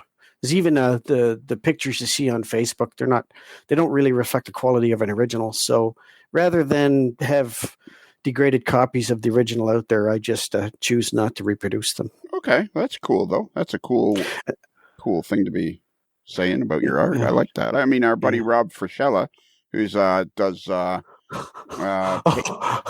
Yeah, I've seen his work. Absolutely fantastic. I know. Holy moly! I had no idea. Yeah, and he works in pastels. Mm-hmm. And but I mean, he's like you. I mean, I love this one that I'm looking at. It's number registered as 719. Yeah. And we should use that picture for the cover shot for this particular little segment. If you like, I have no problem with that at all. Well, that would be very nice, because it's such a cool shot. Yeah, that was. If you look at the front of the aircraft underneath the cockpit, there's a large black radome. That is the APS 20 American-made surface radar, and about halfway through, well, about a third of the way through the production run of the Argus, when they were built in 1957, they switched to a more modified British radar, which was smaller in form factor. So this is a Mark I Argus, and which the serial numbers for 710 to 722, and from 723 to 742, they were all Mark II Argus aircraft with a smaller Mark II radome. But this particular Argus you're looking at here has got the swordfish on the tail. It's a 415 Maritime Patrol Squadron Argus from Summerside, where I grew up. And it is one of the last two Mark I aircraft assigned to the squadron. By 1973, 719 and 712 were transferred over to Greenwood, and Summerside was given two Mark IIs in its place. So from about 1973 to their ultimate retirement in 1981-82 timeframe, 415 was exclusively a Mark II squadron. These planes too, they look so heavy. The modern planes look lighter, and these things just look heavy. And those prop engines, so just the noise and the thrust they would have to get these things off the ground. Well, the aircraft weighed 148,000 pounds. Wow. Yeah, the wingspan is 142 feet. The length from nose to tail was 128 feet 3.5 inches, and it had four Wright Cyclone radial R3350 18-cylinder engines. So I understand the thing carried like 400 gallons of lubricating oil. Wow. And it went out the exhaust stacks throughout the flight. They had to top it up. They actually had an oil truck that had to go top up the Argus after they landed. Wow. It's just these things are like Rube Goldberg contraptions. Oh, absolutely. At the time it was built, it was the ultimate anti-submarine warfare aircraft, in the 50s and 60s. But because of the piston engines, it was basically born aging. The aircraft was all tube technology, of course. So, by the time it was retired, it was well obsolete. Yeah. But it was fun to watch. It was fun to listen to. It was a large aircraft, and it really put on a show at air shows. And I can tell you that everyone I've ever spoken with about the Argus has fond memories of watching it at air shows or watching it fly overhead. Oh, yeah. It has always made a fantastic impression on everybody. And if you look at the picture too, you'll notice that I put two photographs underneath it. Yeah. The reason I did that was because I wanted to show where it came from. It's a composite. The painting is a composite of two photographs. I took the aircraft from the lower left picture over the iceberg, and I took the backdrop, which is, back in the day, it was called Frobisher Bay. Right. But I basically took that background and took that aircraft, so to try to avoid any kind of lawsuit by the Crown. It's not like I'm showing the aircraft in bad light or anything like that, but it was interesting. And I tried to alter the colors a little bit. So the painting is dominantly yellow and purple with some green. So trying to put some nice, interesting color scheme in the painting and to hold your attention. And it was commissioned as a birthday gift for a former Argus aircrew member in Summerside, Prince Edward Island. Wow. And he was given the painting last week, and I told it was a great surprise and a great hit with him. So that's great. I'll bet it was. Yeah, it's got that cold. I'm out flying up in the Arctic. Yeah. North Atlantic look about it. Yeah. And you see all the little trees and everything I painted up there, the little pieces of rock, I guess, poking through the snow. Little happy rocks. Yeah, I was going to say, did you have little rocks? Did you have any happy accidents? Oh, every painting's got happy accidents. You just have to deal with it. So does every weathering job. Yeah. So how long would it take you from when you first started sketching this out on your plywood to finish? How long? In terms of hours or days? Well, it'd be a number of days, but not consecutive, I'm assuming. But yeah, how many hours would you have in on that? See, I would guess 50 or 60. Okay. Just a guess. I don't record the time too much, but I would guess 50 or 60 hours for sure. And it's probably 4 solid days all day long. And a very long days. Once I start painting, it's very hard for me to put it down. It's like many artists, I think I almost become obsessive about it because I want to see what it's going to look like at the end. But I try to get it, even at the first sitting, I try to get it to the point where, I'm not going to have any regrets about it if I continue and put the aircraft over top. This particular picture, like all of my paintings, consisted of a complete background first, and then I put the airplane on top. So, and the reason for that, in my case, my philosophy behind the way I paint is I paint the background first so I can establish the lighting conditions, and then I put the aircraft on top, and then I paint the light on the aircraft. I basically tell myself where the sun is. It's in the upper left. In this case, out of the frame, it's up high, hence the glint on the wings and the engines, which is not a coincidence. But I use the scene to tell me where the light is, and that's how I decide where the shadows fall. Because if you look at the photograph of the aircraft they use, it's a cloudy, overcast day, so there aren't any harsh shadows. But in my painting, there are harsh shadows. So I use the background lighting to tell me where to put those shadows and where to put the sunlight. And if you look in the nose, you'll see actually there's an observer in the nose with his feet up on the stand looking through the nose. Yeah. It's called a nose lookout station. What a coinkydink. Nose lookout station in the nose. Yep. Also called the hairy leg view. Also called the ride of your life. Yeah. That would be quite the ride. It's very cool. Well, it's very cool to listen to artists describe the techniques and the because the amount of talent it takes to do this is just blows. Have you ever had a ride on one of these, Rob? I have not. No, I have not. But I went in them many times at air shows. My uncle was based in Summerside, and he was a tactical navigator. So his job was to prosecute targets and decide how they would be killed in the event of a wartime scenario. He would decide what weapons to use and how they were going to attack and things like that. Obviously, he never had to do that in real life, but he did serve during the Cuban Missile Crisis of 1966. I understand he got a phone call about 3 o'clock in the morning, and he was airborne at 5, and he told his wife absolutely nothing, and they didn't even tell them what was happening. They didn't tell the aircrew what was happening until they were in the air. That's when they got their orders. Summerside, Prince Edward Island, population 14,829. Yeah, it was about 3,500 when I was young. It's about, and that figure there is about 14,000 more than Hornpain, Ontario. Yeah, little podunk town. Hornpain, yes. I just listened to the recent podcast there with the boys talking about Hornpain and the housing situation. Yeah. I have no envy whatsoever of that. Okay, so all right, so that's cool. So you did that. Did you start it did somebody commission you, or did you start it just for fun? Like, which came first, the commission or the doing it for fun?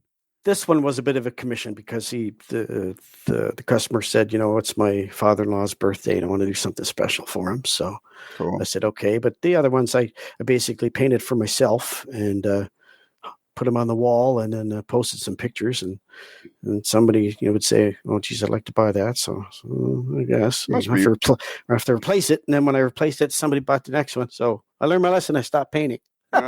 It must be very gratifying to have somebody want to buy your artwork. It's not only is it gratifying to have someone that want to own it, but it's gratifying to know that the person who bought it has a close affiliation with the aircraft, so they get a similar emotional response that I get when I look at the picture, which is awesome. You can't buy that feeling, Yeah. Now, did you add those photos to your website, weathermytrains.com?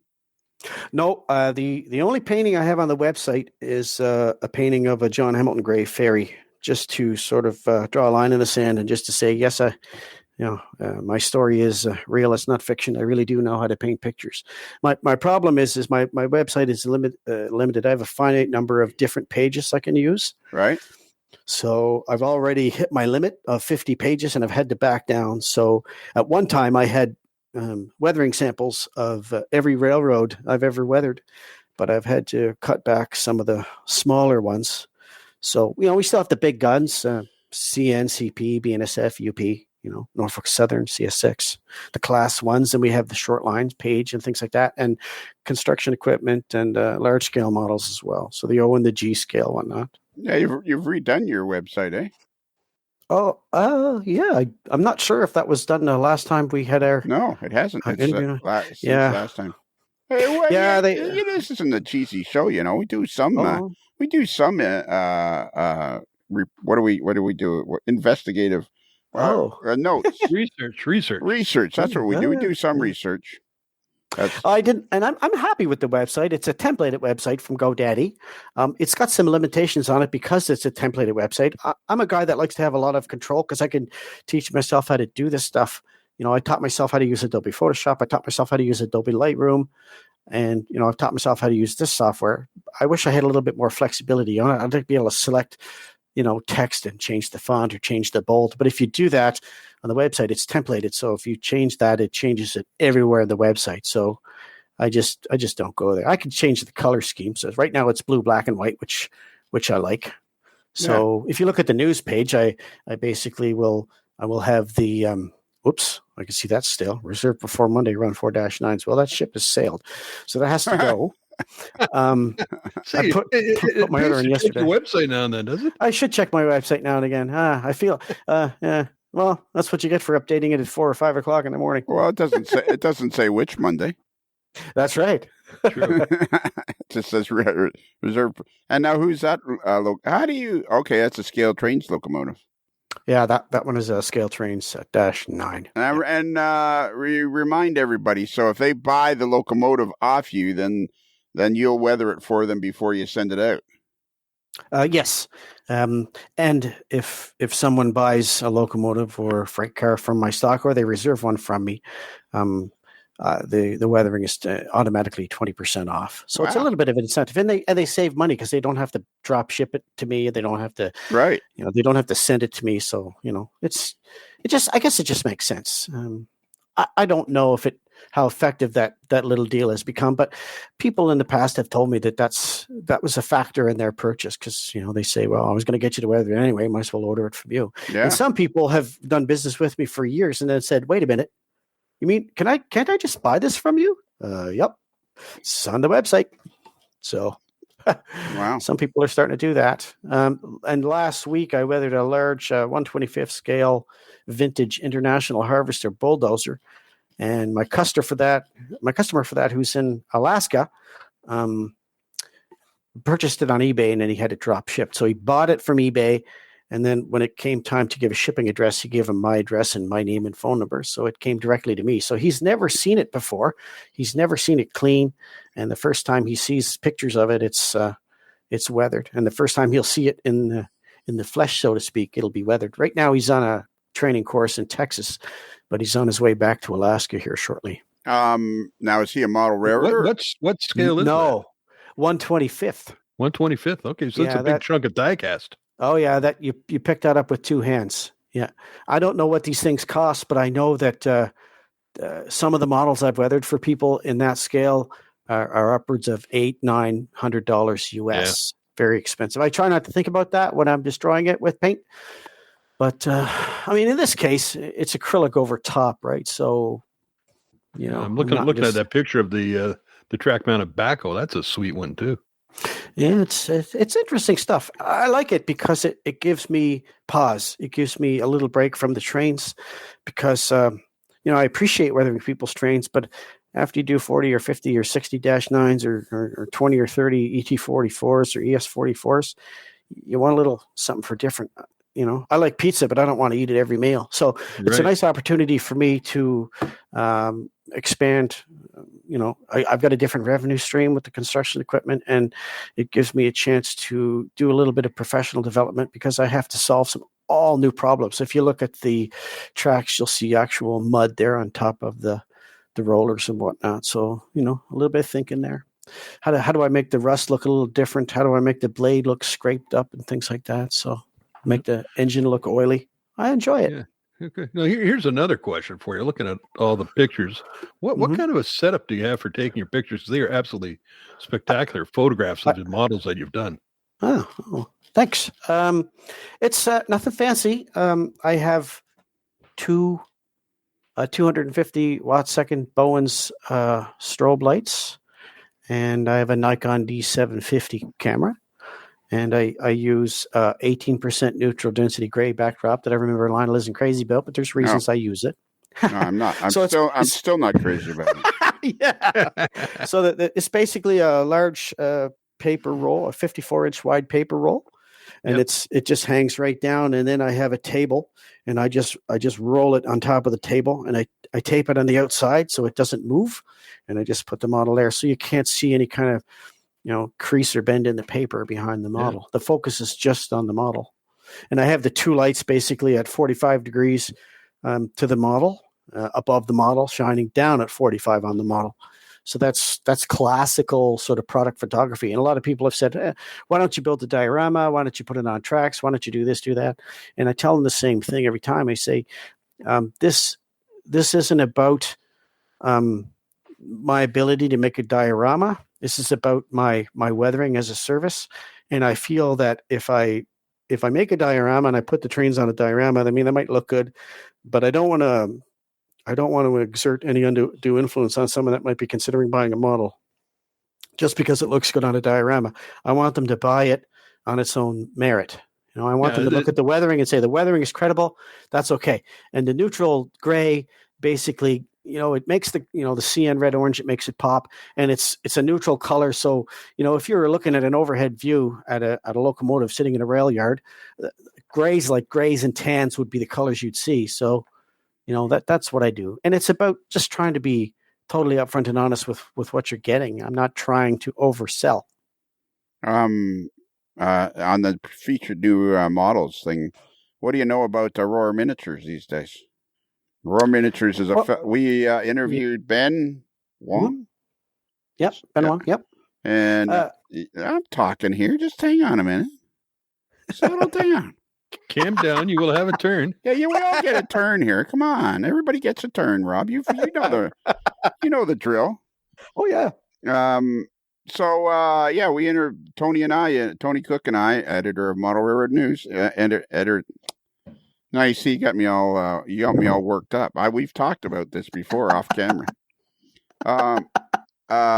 So we interviewed Ben, and it's a new company. It's been existing in China for quite some time, but now they're going to start producing models in North America. And the CN GMD SD60F, nicknamed the Draper Taper, is our first try. And what do you know about that at this point? Well, I started talking to Ben offline a couple of months before he made the formal announcement, just to see how this was going to play out and just to see whether or not he might be interested to, let me have a dealership. And turns out he was very interested. So I said, okay. once you make your announcement, let me know, and I'll start taking orders, and we'll go from there. I know they have a pre-production sample that was produced and shipped before Chinese New Year, and if my understanding is correct, after his review and any minor corrections he has to make, they're going to get a second sample. Originally, they wanted to. He hasn't set an order date on yet, I don't think. And originally, he was hoping to have them delivered in 2021, but the accuracy of the model is more important than an early delivery date. So I think he wants to wait and make sure that model, meets his requirements before they go to town, before they go to production. They're reasonably priced, $314 Canadian, which is about $250 American. And have you actually taken any orders? Oh yeah, I've got a scary amount of orders for that thing. In fact, yep. I think it's going to be a successful model. My question is: so when a person orders from you for a model that has yet to be received, like that has yet to be released from the company. Bruce, I'm not talking that well tonight, so get ready to jump in at any time. Okay, I'm standing by. Come over the ropes. I'll tag in. Yeah. So how do you take an order? Do you take some sort of monetary order, or?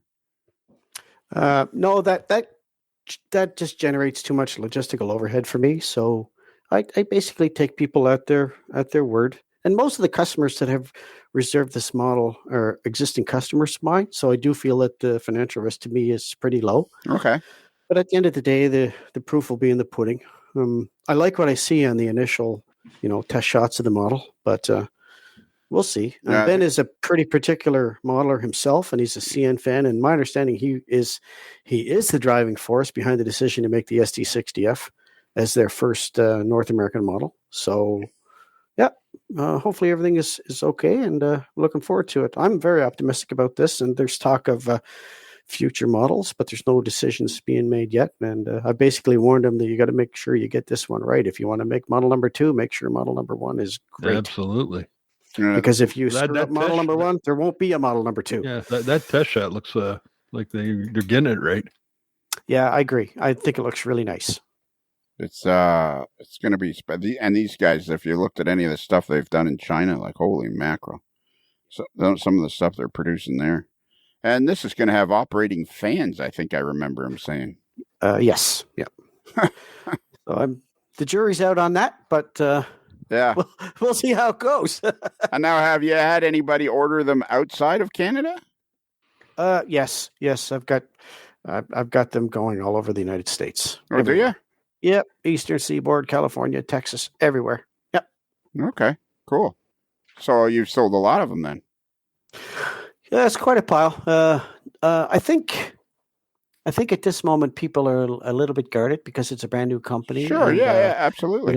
People are scared that it's vaporware, but I've had plenty of offline discussions with Ben, and I'm confident this is going to go ahead. Even if it's a little bit late, I think the model is going to be a good quality modle. Yeah, I don't think it's vaporware. I'm looking forward to it. Yeah. I'm not worried about it at all. No, I have never heard the term vaporware before, but that's kind of cool. Yeah, I agree with you. I think that these guys are going to produce, and I think people are going to be pretty darn happy, and I think they're going to come onto the scene and continue to produce because, like I say, what they've done in China is unbelievable. And what about the containers that they make, these guys?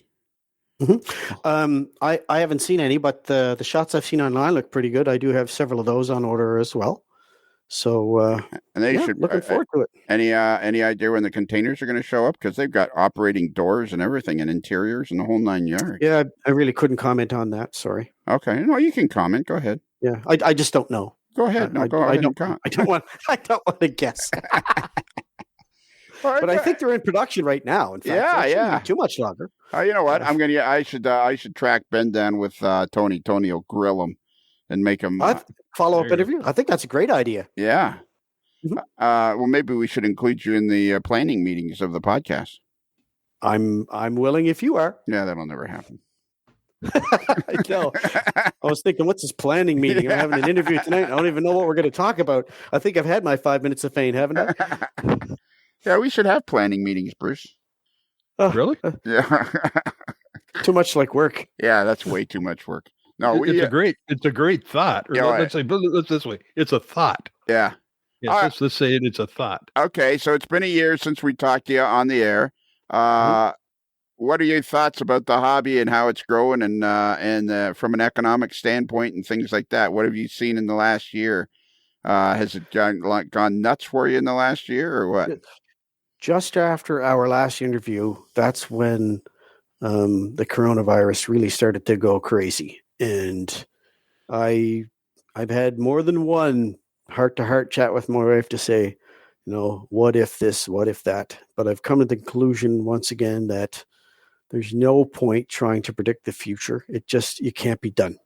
The universe will do what it's going to do. So I just kept cranking the handle, try to make the best quality product I can, try to hang on to the customer base. A couple of customers have, one guy asked me to ship his box back that wasn't weathered yet, so I did. I've had one or two guys cancel a couple locomotives.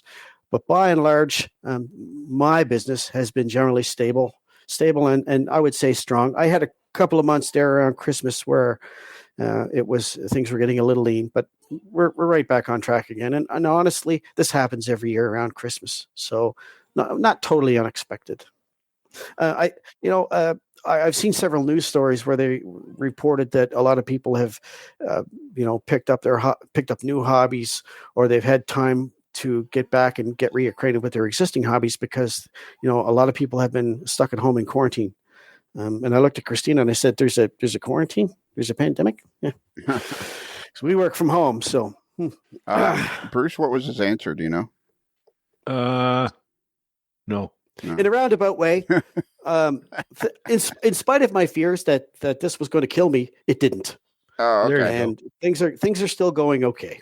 Put it that way. All right. So business is sliding right along. You're not prepared to say it's the hobby's growing or business isn't better or worse. It's just moving right along. I have picked up a couple of new customers, and I don't know why I guess they found me on Instagram. I've got a lot of Instagram followers, which isn't really a metric I could use to judge how well things are going with me. But for some reason, I've rocketed past 10,000 Instagram followers this past year. But it's all age groups, it's all demographics, and it's just, there are fine artists that just like trains, but they're not in the hobby. So there are younger folks, who knows? It's a simple question, Rob. Do you think the hobby's growing or not? Now, come on. I don't know. Are you running for? Are you a politician? Are you the Prime Minister of Canada? What's going on here? Do I think it's growing? Yeah. No, I don't think it's growing. Whoa! Look at this. No. Well, I'm not. Well, you wanted my answer. That's the answer. Do. I don't think it's growing. I think it's improving. I think it's expanding laterally, but I don't know, by growing, if you mean, are there more people getting into model trains? I don't feel that there are. I don't think the rate's accelerated because of COVID or anything, but it could be. My customer base has grown slightly, which is better than contracting slightly. I think you'll agree. But in terms of, is it growing? I don't feel that it is. I think it's gotten a lot better over the last 20 years or so. I remember the blue box models, and I see all the arguments all the time about how expensive trains are and how cheap they used to be and all this stuff. And I scroll right past that. I'm not going down that rabbit hole. But at the end of the day, I try to remind people, Canadian modelers in particular, and say, you know what, you're complaining about how expensive the hobby is and how things were 20 years ago. And, if you look at the gamble that Jason Schron, for example, took by making GMD1s, just that pure gamble that he did that, kudos to him for doing that. Because if he didn't do it, nobody was ever going to make us a GMD1. And I've been hounding him since 2018 for another run. And his response was, well, we don't like to do that for about 5 years. I said, well, the first run was 2013, 2014. So pitter patter, get at her. So no more GMD1s yet, but I'm hopeful that one day we will see more because I think there's room for more. Yeah, exactly. But that's a Canadian thing. Did you talk to Lauren James before this? I did on a separate matter. But, I do from time to time in a separate matter. No, See, you just no, got. I don't know that I don't know. I just don't feel in my heart that it's growing, but it's certainly gotten a lot better, a lot more interesting. You look at some of the offerings from Scale Trains; it's spectacular stuff. And now, Rapido's giving us our RSC 14s. Athearn's making 4-window CN-9s. I've been waiting 25 years for that. So I'm pretty happy to be able to take some of those over to my friend's place and run them later on this year. And I'm very optimistic that it's a good time to be a Canadian modeler, and more Canadian models are coming. Well, it's not just about Canadian modeling, because you model all sorts of. You model American stuff and I work on all bulldozers and all kinds of stuff. So it's not just Canadian modeling. So who's this friend you speak of that you go to take these locomotives over to? Oh, I go to Bob Ballantyne's place. Well, I used to. Bob Ballantyne's, Norman Screddings. There you go, Norm Screddings. Interviewed already. So what was the word from Norm after his interview and he heard it on the air? What did you think? What did he think? And what did he think? And what did you think? I think he liked it. I enjoyed it. I enjoyed the little friendly banter between Spoon and Norman. Norman being ex-management, but Norman's a pretty fair guy. He's one of the nicest guys I've ever met, actually. So great deal of respect for Norman. Okay, absolutely. Yep. So did he say it was like the best thing that ever happened to him being on the podcast? Okay, somebody's smoking the happy grass. Just because it's legal doesn't mean you have to use it. The best thing that's ever happened. I think his wife MJ is the best thing that's ever happened. Okay, all right, okay. So the real reason I wanted to talk to you is because tomorrow night we, Tony Cook and Ron Marsh and myself, we started a little video once a month video YouTube show called Railroad Rap. Nice. I wanted to be Rap In, but it was just Rap. They and it was spelled with a W. So I was going to talk about weathermytrains.com because I saw some of the stuff you were doing. And I thought, well, I'm going to talk to him to see what's happening. And then actually I thought, well, if I just turn on the machine, if I hit the button, boom. Yeah.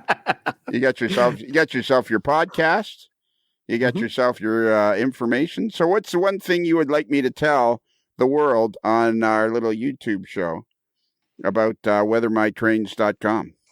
Oh, can I have a shot at this? Sure, go for it. I'm glad somebody's going to help me because I need some help. Send all the N-Skill stuff you can. No. Specializing in heavy weathering jobs. That's my favorite. Is that your favorite, heavy weathering? Absolutely. I like the really difficult heavy weathering jobs. I did a tricky -9 today. In fact, I'll be posting in the next couple of days. No, do you must work on photographs then on some of this stuff, or is it you kind of freelance combination of things, or it depends on the customer. I just got a new customer, for example, in Ontario, and he doesn't provide photographs, but he knows he wants heavy weathering, so he'll, I'll ask him what he wants. He didn't provide me with photographs, but he'll just say, oh, I like this. What do you like? And I'll make a few notes, and I'll just weather his locomotive and see if he's happy, and he is. So. A lot of times I'll work from photographs though, and some of the photographs are very specific. The guys will point out, for example, if I'm doing a Union Pacific -9, they'll say, don't forget the red stripe over by the stack is failing. So we want to see that white underneath that, just like the prototype. So they'll point out particular things that they absolutely have to be there. And I do my best to, replicate what I see, or at least interpret what I see to the point where it's believable. Right.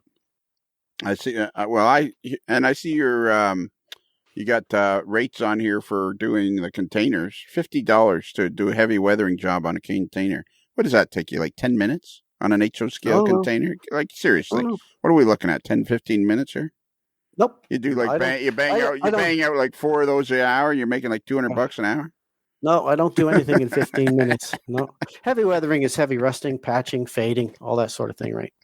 Panels. And don't forget, like when it comes to something like that, people will typically send me multiples. Right. And then we'll just negotiate a discount offline. Make him happy. I'm happy. Quit discounting everything. Your work is well worth it, even if it only takes you 15 minutes to do an HO scale container. Like one of those I 20, wish. one of those I wish 20-foot 15 jobs, you're probably bang those off in about 5 minutes. I wish. No, actually, what's happening is quite the opposite. I'm finding now more and more that I want to provide really good value for the customer's money. So I'm giving them more time on a model, and I'm not increasing my rates at all. So, I'm definitely giving more time on a model these days than I used to. And you're having trouble keeping up. It feels like it's some time. Yep. But the hobby's not growing. I think you're smoking the happy grass. Oh, tell us about sometimes people send me their entire collection. So well, exactly. One guy sent me 8 boxes. Another guy drove here from British Columbia and took everything with him. He gave me just all these Rubbermaid totes and said, "There you go. Just munch on them when you can." Like, really? Yeah, there you go. If I'd known you were coming, I'd have baked a cake. You probably got enough work to keep you going for 2 years. No, nothing like that. No, really, I don't look past 1 or 2 weeks at a time at this point in life. But that's okay. You probably got enough work to keep you going for months. And the problem is these containers only take you like max 10 minutes. Yeah, I wish a heavy -9 would take 10 minutes, but it doesn't. How long does it take how long does it take for a heavy weathering job on an HO scale -9?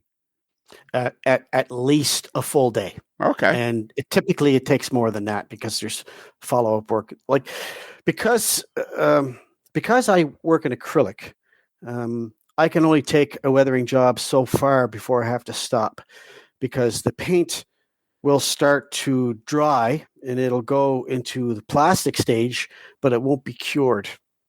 So I'll have to go so far. I'll give the Locomotive an entire weathering job, top to bottom, but I can't do any refining. I have to set it aside. I can work on it for a couple hours and then set it aside and work on another one, and then the next day start the other one again. First one again. How many? You sound like Steve, the T-shirt guy. He comes up with all kinds of excuses. Now, how many? How many do you have going at a time? It just depends on what the customer sends. Well, no, but I work on a customer order, right? So if a customer sends me 4 locomotives, I'll unbox all 4 locomotives, and I'll just sit down at 7:00 in the morning, and I'll just start its locomotives, and I won't stop till they're done. But you won't do all. You just said to me you have to put them aside for a couple hours. Well, I do. I'll work on one for several hours, and then I'll put it aside, and I'll just work on the next one for several hours. I'll put it aside, and I'll do all 4 of them, and then the next day I'll start them again. All right. What if once the paint's hardened up? Okay. What if one customer orders? Here, how about this, Bruce? This is going to throw. This is going to throw him for a loop. Okay. This is going to get ready to sweep some. Get ready to sweep him. He's going to be on the floor in about 2 seconds here. What if a customer sends you 1 locomotive, 2 20-foot containers, and a 40-foot container, and then the next customer sends you 2 locomotives and no containers, and then the next customer sends you a bulldozer? And you can't, you gotta pause on these things. It's like, I bet you, how do you keep all that straight? I bet you can't even keep all that straight. Like, so that's like a mathematical equation. There's no answer for it. Yeah. Well, I do. I work on the first customer's pieces, and then I'll put them aside to cure on a shelf. That he'll have his own shelf, and then I'll just work on the second customer's pieces and put them on a different shelf, and then I'll work on the bulldozer. All right. And at midnight, I'll collapse and get up in the morning and do it all over again. So how many hours a day do you work? Like, don't you got to take a break? Yeah. My routine is generally, I'll get up. This morning I was up at 3, which was an anomaly. Unfortunately, I was up yesterday at 3 as well. But wait a minute, time out. I thank the dog for that. You didn't get up till 3:00 in the afternoon? I wish. No, 3:00 in the morning. Oh, okay. No, usually my routine in the morning over coffee is I'll do my website updates, my Facebook updates, and my Instagram updates for the day. All right. And if I have to do any, ordering or whatever, I'll pull out my file folders for the various companies I represent. You're too organized. I don't have a choice. I wasn't organized in the beginning, and it was just about killing me. So I'm glad I got organized now. My wife kicked me in the pants early in the game, probably after 6 months of going full time. She said, "Oh boy, you got to get this figured out." So I did. Oh, okay. And it's not perfect, but it works. It works. I basically have to have a little file folder for each model that's announced, and then as somebody orders one, I'll print their order and I'll put it in that file folder. And when it's time to reserve the model, I'll just pull the file folder, and then, like in the case of Scale Trains, I'll just take a spreadsheet that they send me, and I'll just enter in my order and just send them the spreadsheet. But sometimes I just send an email with quantities and item numbers and things like that. What's the most locomotives you've ever got from a manufacturer in a box? Like when you don't have to tell me the manufacturer, but like, do you get a box full of like 20 locomotives or something? Rapido, and it was the -8 40cm, and it was well into five figures. It was over 100 locomotives. Wow. I ordered over 100 -8 40cms. Wow. It was thousands of dollars. It was a heck of a risk too, but it worked out. But I don't know if I'll be going in that direction again. I don't think you're That's a lot qualified. of locomotives. I don't think you're qualified. I don't think you have do you have the what's the word? The Constitution to be handling that many locomotives? You sound like you'd be worried to death about it. Well, yeah, I'm getting up there. Are you a worrier? I'm all worried out. Bruce, if you send me one more message during a podcast, sorry, I'm going to come down there and I'm going to jam that microphone right down your throat. Sorry, I forgot. I used to be a warrior. That's a direct result of military training. Okay. Because one of the things you get at a basic training is to pay attention to detail and make sure everything is right. And you plan contingencies. If things go wrong, you have an action plan. So you spend a lot of time what-ifing when you're making, plans to execute a task in the armed forces, because that's the way they want it. They want you to be prepared. Right. So that gets ingrained in your psyche, and it, fortunately or unfortunately, depending on your bent, it doesn't go away. But I've used that training to good use in my business. Yeah. So it's given me stamina to keep going. It's given me the discipline to get up in the morning. What time did you get up this morning? 3. Why? Who gets up at 3 o'clock? That's my dog. Well, what time did you go to bed? 11. Well, that's ridiculous. You can't operate like that. It sure is. That's an anomaly. Typically, He's not arguing with that one. No, I'm not arguing with that at all. Now that the days you end up making yourself sick. Oh, I've no doubt about that. Well, then stop. Stop doing that. Do you exercise? Are you getting out and walking around the block and exercising? A little bit, yep. And now that the weather is warming up and the days are getting long, I told Christine I'd like to go out I'm going to go by myself for a long morning walk. She'll join me eventually, but she's not fit for that at the moment. Okay. So what time would you normally get up? 5. And you go to bed at 11? 10:30, 11. Yeah, up at 5, and usually working by 5:15, 5:30. Bruce, can you help me out here? I apologize if I lashed out at you there a minute ago. That's okay. I was talking to Bruce. I was yelling at Bruce about sending me messages. Yeah, you were. I was selling stuff. Yeah, sorry. So Bruce, can you help me here? I'll see if I can. All right. So has to get up in the morning at 5, 4, and 3, and all this to get all this work done, and he stays up, works at it all day long, and yet for some reason, I didn't say that. I didn't say that. And then he says but he's not sure that the hobby's growing. I didn't say I worked all day. Oh, okay. Actually, it just means he's slow. Oh, okay. Is that what that is? The hobby's the same. He's just slow getting stuff done, kind of like your T-shirt guys. Well, let me give you a little insight into the future. This hobby's going to explode, and we're all going to be covered with model railroad goo. I know. Well, I can tell you that the customers I have, they've got the railroad bug really, really bad, including myself. Okay, here's a question for you to seems you're all organized. If say I wanted to send you a locomotive to weathering. Yeah, smart. Smart guy. Seeing as how you're all organized, here's a question for you. Yeah. We've agreed to terms that you're going to weather a locomotive for me. You have now it in your hands in Edmonton. How long will it take you to turn that around and get it back to me? What would you tell me before we agreed to this? Because I assumed that would come up in the negotiations. Okay. What I do is when a new customer that's never sent me work sends me something, I tell him, I bump him to pretty much to the front of the line, because I tell them right up front, from this point forward, you're going to have to wait. But I want you to understand what you're waiting for. So when you send me your first box, I'll weather it usually within 3 to 5 days, and then I'll get it back to you with the proviso that next time you send me a model or models, you will have to wait for really an unknown amount of time. Sometimes it's 3 weeks, sometimes it's 2 months. I don't know. It's cyclical, and it just depends on how fast I can clear the backlog and how many models people are sending me. So the trick is to have a bunch of different Gmail email addresses and a bunch of post boxes to send it. Yeah, except there's one little problem with that is once I create a customer profile for you in my QuickBooks invoicing system, you're there. So I know. Just a whole bunch of different names. That's all. So it's hard to answer the question because it changes all the time.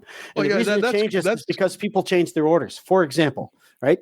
I have one guy ordered 2 of the new scale train ZS44s. Okay. I hadn't gotten to his ZS44s yet. So I was working on other people's because I process orders in the same order I received them. So he was down near the bottom of the list because he waited a little while to make up his mind, which is fine. But that put him a little further in the queue once the new models came. So while he was waiting, he was watching me post other people's models online. And he said, "Oh boy, have you got any more?" I said, "Sure." He said, "Well, add this one to my order." Okay. Add this one to my order. Okay. So he doubled his order from 2 to 4 models, say. And at the same time, he's gone to Scale Trains without my knowledge, and he bought 2 more, and he shipped them to me from Scale Trains. So now he's got 6. So that kind of thing happens. So, I generally tell people the day before I start their order, I'm starting your work tomorrow, because I know that I finished the order I'm working on now, and you are next. I don't make promises that I'm going to start it on this day next week or whatever. It's usually a shorter window to say I have started or I'm going to start, tomorrow, something like that. I mean, I try to be fair and reasonable, but at the same time, I don't want to kill myself. I want to keep doing this for a long time. And I tell people I will not rush the guy in front of you to get to yours, because you don't want me rushing yours to get to the next guy. So exactly, you treat everybody fairly and equitably, and it takes do a good job. And in fact, and I'm actually, even though I feel like my how do I put this? My competence in the craft has gotten better over the years. I'm giving people more time on a given model. I'm spending more time. I'm working faster, but I'm also giving them more time. So you know what I mean? So when they do get the model home, if they've had to wait a little while, the frustration perhaps that they felt about waiting goes away. They say, "Holy crap, this was worth it, man." I just in the last couple of days, I've gotten some feedback from people who've gotten their new Scale Train ZS44s, and they are thrilled. So I'm very pleased that they were happy, and that the end result meets their expectations. And if you have to wait another couple of days or a week for your model, if you're that much happier when you get it home, and you're going to be looking at this thing potentially for the rest of your days, I want to make sure that you never have a regret about getting me to work on the model. Does your head hurt? Big time. Well, we've been here. Yeah, it hurts for sure. You think way too much. You got to say, well, you know what? You got to take over the podcast for a while, and I'll do the weathering for a while, and you can operate the way we operate the podcast, and your head won't hurt nearly as much. Well, here's the problem, Lionel. The business I'm in is only so scalable. I'm a one-man show. So as the business grows, I still have to do the website updates and the Instagram updates. Wait a minute. You just told me 10 minutes ago that's not growing. So what's your problem? Well, you can't have it both ways. This is a hard-hitting, hardcore show. You can't be telling me 15 minutes ago I don't think the hobby's growing, and then be telling me, well, my business is growing and I'm a one-man show. You gotta pick your poison and stick with it, buddy. Well, it's not exploding. I got to make sure it's growing at a manageable rate, because if it grows too fast, then it explodes, and then I'm out of the game, and I don't want that. So you're trying to control nuclear reaction and not let it run wild. Yeah, exactly. Good luck with that. I'm trying to control the business growth, because it needs to be manageable. I mean, right now, people say, "Are you accepting customers?" I say, "Oh, of course." And who knows? Maybe one day I'll get to the point where I'll say, Well, I am, but you're going to have to wait a long time. You might have to wait 6 months. I mean, do you really want that? Some people say, I would think most people would say, no way, because I've got lots of competition. Wait a minute. I figured it out. Your head doesn't hurt. My head hurts. There we go. That's what the problem is. After an hour and 10 minutes, my head hurts listening to you worry about all this stuff. Just keep doing it like you do and enjoying it like you're doing it. And you're just going to keep trucking along. I'm telling you, man, the hobby's exploding and we're all going to be covered in model railroad goo and it's going to be all your fault. Well, and part of the problem is, but his will be weathered model railroad goo. This weathering isn't a hobby. It's a business. So, what do you think this podcast? What do you think this podcast is? Just a way to kill time? No. Although you wonder sometime, don't you? Well, as it turns out, it is. But anyways, we killed an hour and 10 minutes. So you know what we ought to do, Bruce? Just to see if we can do it, just to irritate the living crap out of me, is we should stop now with Rob. And then we'll interview James again and stick the two of them together for see if we can interview James for like a half an hour. Yeah. And then we'll stick these two together and we'll listen to let everybody enjoy these two guys talking together. I think you'll be driving your car into the bay. Oh, yeah. I will be after this anyways. Rob, you are always fun to talk to. Thank you. You are too. Yeah, I know. But anyways. I am, you know what? I'm strikingly handsome for my age. That's really what it is. I'm a desperado. I think you haven't come to your senses yet. Yeah, exactly. Anyways, it's always fun to talk to you because it's like fun to listen to you worry about all your work and stuff. And yet you're so good at it. And I just wanted to talk to you before I talk to you. I shouldn't maybe talk about you ever again on air anywhere. I can't control that. Is there anything you wanted to tell us before we let you go? I don't think so. Okay, just making sure. I was just preparing for the meandering river that is the Modeler's Life podcast interview. That's what makes it so. That's what makes it so good. We talk about all sorts of stuff. I'm really looking forward to those Athearn 4-window CN and BC Rail -9s. I'll tell you that. That announcement made my year. Very excited about that. All right. What American locomotive are you? American railroad locomotive are you looking forward to? The Scale Trains SDL 39s. What is it with Canadians? Every time why can't we? I get it. We love our Canadian stuff, but every time I talk to Canadians, like all we want, and it's like, okay, but there's lots of other cool stuff around the world too. And that's unfortunately, Rob, this podcast is listened by thousands and thousands of people all over the world.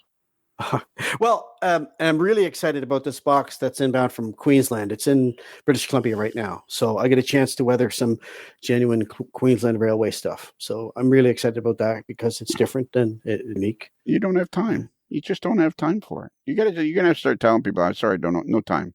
I'm not gonna do that. I have no plans to do that anyway. All right. What do you think, Bruce? That went pretty good, eh? It went well. It was lots of fun. Now we're gonna go. Now I think we should do that. We'll put James first, and then after that, after half an hour of James, we'll throw people to the wolves, and you can listen to an hour and 10 minutes of Rob. Sweet. Talking in circles. Yeah. Hey, you know what we'll do, Bruce? Let's close. This is the end of a podcast, so we'll close this puppy up, and then we'll make Rob take us out of here. Okay. Because he'll worry about that from now on. He'll worry about that if we don't ask him to do it. Like if I just go hit Subway Chimes Go, he'd be all sad and disappointed and be up. Right. But we'll Lord knows what hours worrying about that. Yeah. So. We'll do the email and all the other stuff, and then we'll get out of here, and we'll have Rob take us out of here, and that'll be the end of the show. There we go. So could you give out our email address? Yeah, our email address. Please write us and let us know how many N-scale units you're going to send to weathermytrains.com to have Rob do up for it, because he's admitted he loves doing the N-scale stuff. Just not heavy, but anything else is fair game. Our email address is Modeler's Life, Modelers with one L like llama, not two L's like llama, modelerslife@gmail.com. And or send them a big bag full of containers, those Aurora miniature containers. Oh, yeah, sure. That'd be cool. And we have a website, modelerslife.com. If you go there, you'll see all kinds of really cool stuff. We should put a link to Weather My Trains on there, but then that's like a job for me. See, I don't get up. I'm usually up every morning around 4:35. And then I'm thinking, man, I got to go to bed. Yeah. And so we have a website, modelerslife.com. Go there. You'll see all kinds of really cool stuff. And by now, if you go look on that, you've already seen, it's been up there for a while. It's been the cover shot for this particular episode. This is an episode of, what do you call it? The All-Star Variety Hour. All-Star Comedy Hour. That'd be better. Yeah. And we used Rob's picture of the Argus plane because he was talking about that. And Rob, if you ever want to get the urge to buy a Modeler's Life T-shirt, a hat, a mug, a hoodie, if you ever get that urge, you can go to Midwest Model Railroad. Do you know where they are? Oh, yes. Kansas City, Independence, Missouri. Yeah, and I'll get stickers too. Yeah. Hey, There do you you have go. any stickers? A couple. I have some magnets too on my filing cabinet. Attaboy, there you go. Okay. Oh, nice. Yeah, I got Fred the Sock there on my whiteboard. I look at him every day. Perfect. He's awesome. He's my favorite. So you go to Midwest Model Railroad, and their URL is midwestmodelrr.com, and they have a gigantic store. If you're ever in Kansas City, go check them out. It's really cool. And anybody that's passing through the Kansas City area, go to check them out. It's like shopping in a real life Walther's catalog. Mm-hmm. And they said, well, here's a question for Rob. If somebody buys an AML mug at Midwest Model Railroad, can we send it to Rob to have it weathered? Yeah, wouldn't that be cool? A weathered model railroad or model, what do we call this? A modeler's life. A modeler's life? Yeah. Weathermymug.com. Weathermymug.com. There you go. Yeah, I think we've covered everything. We got we got your email address. We got your website. We got your Midwest Model where you can get your AML stuff, hats, T-shirts, hoodies, mugs. And I think that's it. That's it. Are you ready? Check. Are you ready, Rob, for the end? I think so. What do you think, Bruce? What's your over-under on this one? I'll put her at 60-40. Okay. You feel relatively confident. Yeah. All right. I was talking not too confident. I was talking to Chris Adams the other day, and he says, "How you doing today?" And I says, "I'm okay." And he says, "Just okay." And I said, "Well," I think I'm like about a 6.5 out of 10. So I said, "I think that's pretty good." And he says, "Anything I can do to cheer you up?" And I'm like, finally I said to him, "That's 65%. I said, "When I was in high school in Lionel Land, that was honors." Oh, yeah, no kidding. I was 65%. I was flying. I don't think I've got 70%, but twice in my entire. Well, you think of the major league batting averages. Yeah, good one is in the high 300s. Yeah, come on, Chris. Anyways, let's go. Here we go. This is it. Hang on, Rob. Get your bang your head against the locker. Eat raw meat. This is your big moment to shine. Get your thinking cap on. Get your thinking cap on.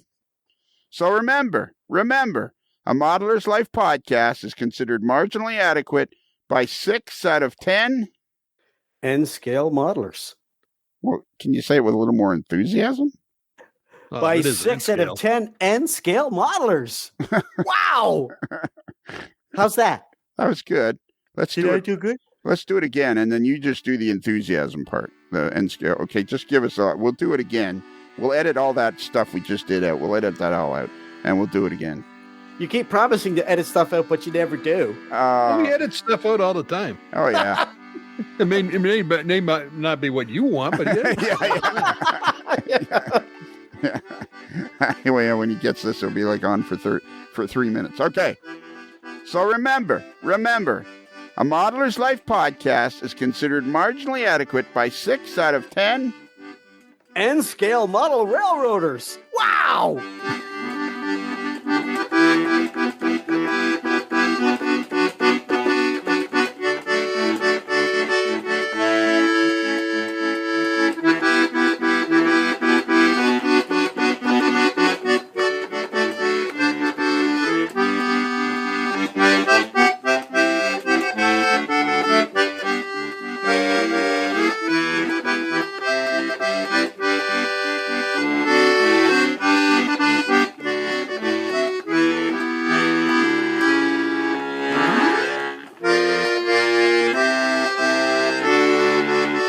Transportation for AML guests provided by Diamond Limousine. Diamond Limousine, where all of our vehicles are true diamonds in the rough. It's another Lincoln Homer.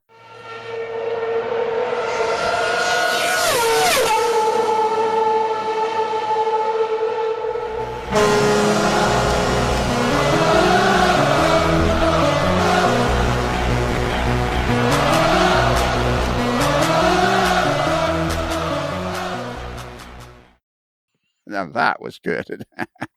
Excellent. You're a fun guy, Rob. I like talking to you. I like talking to you too. That was a lot of fun. It was a blast.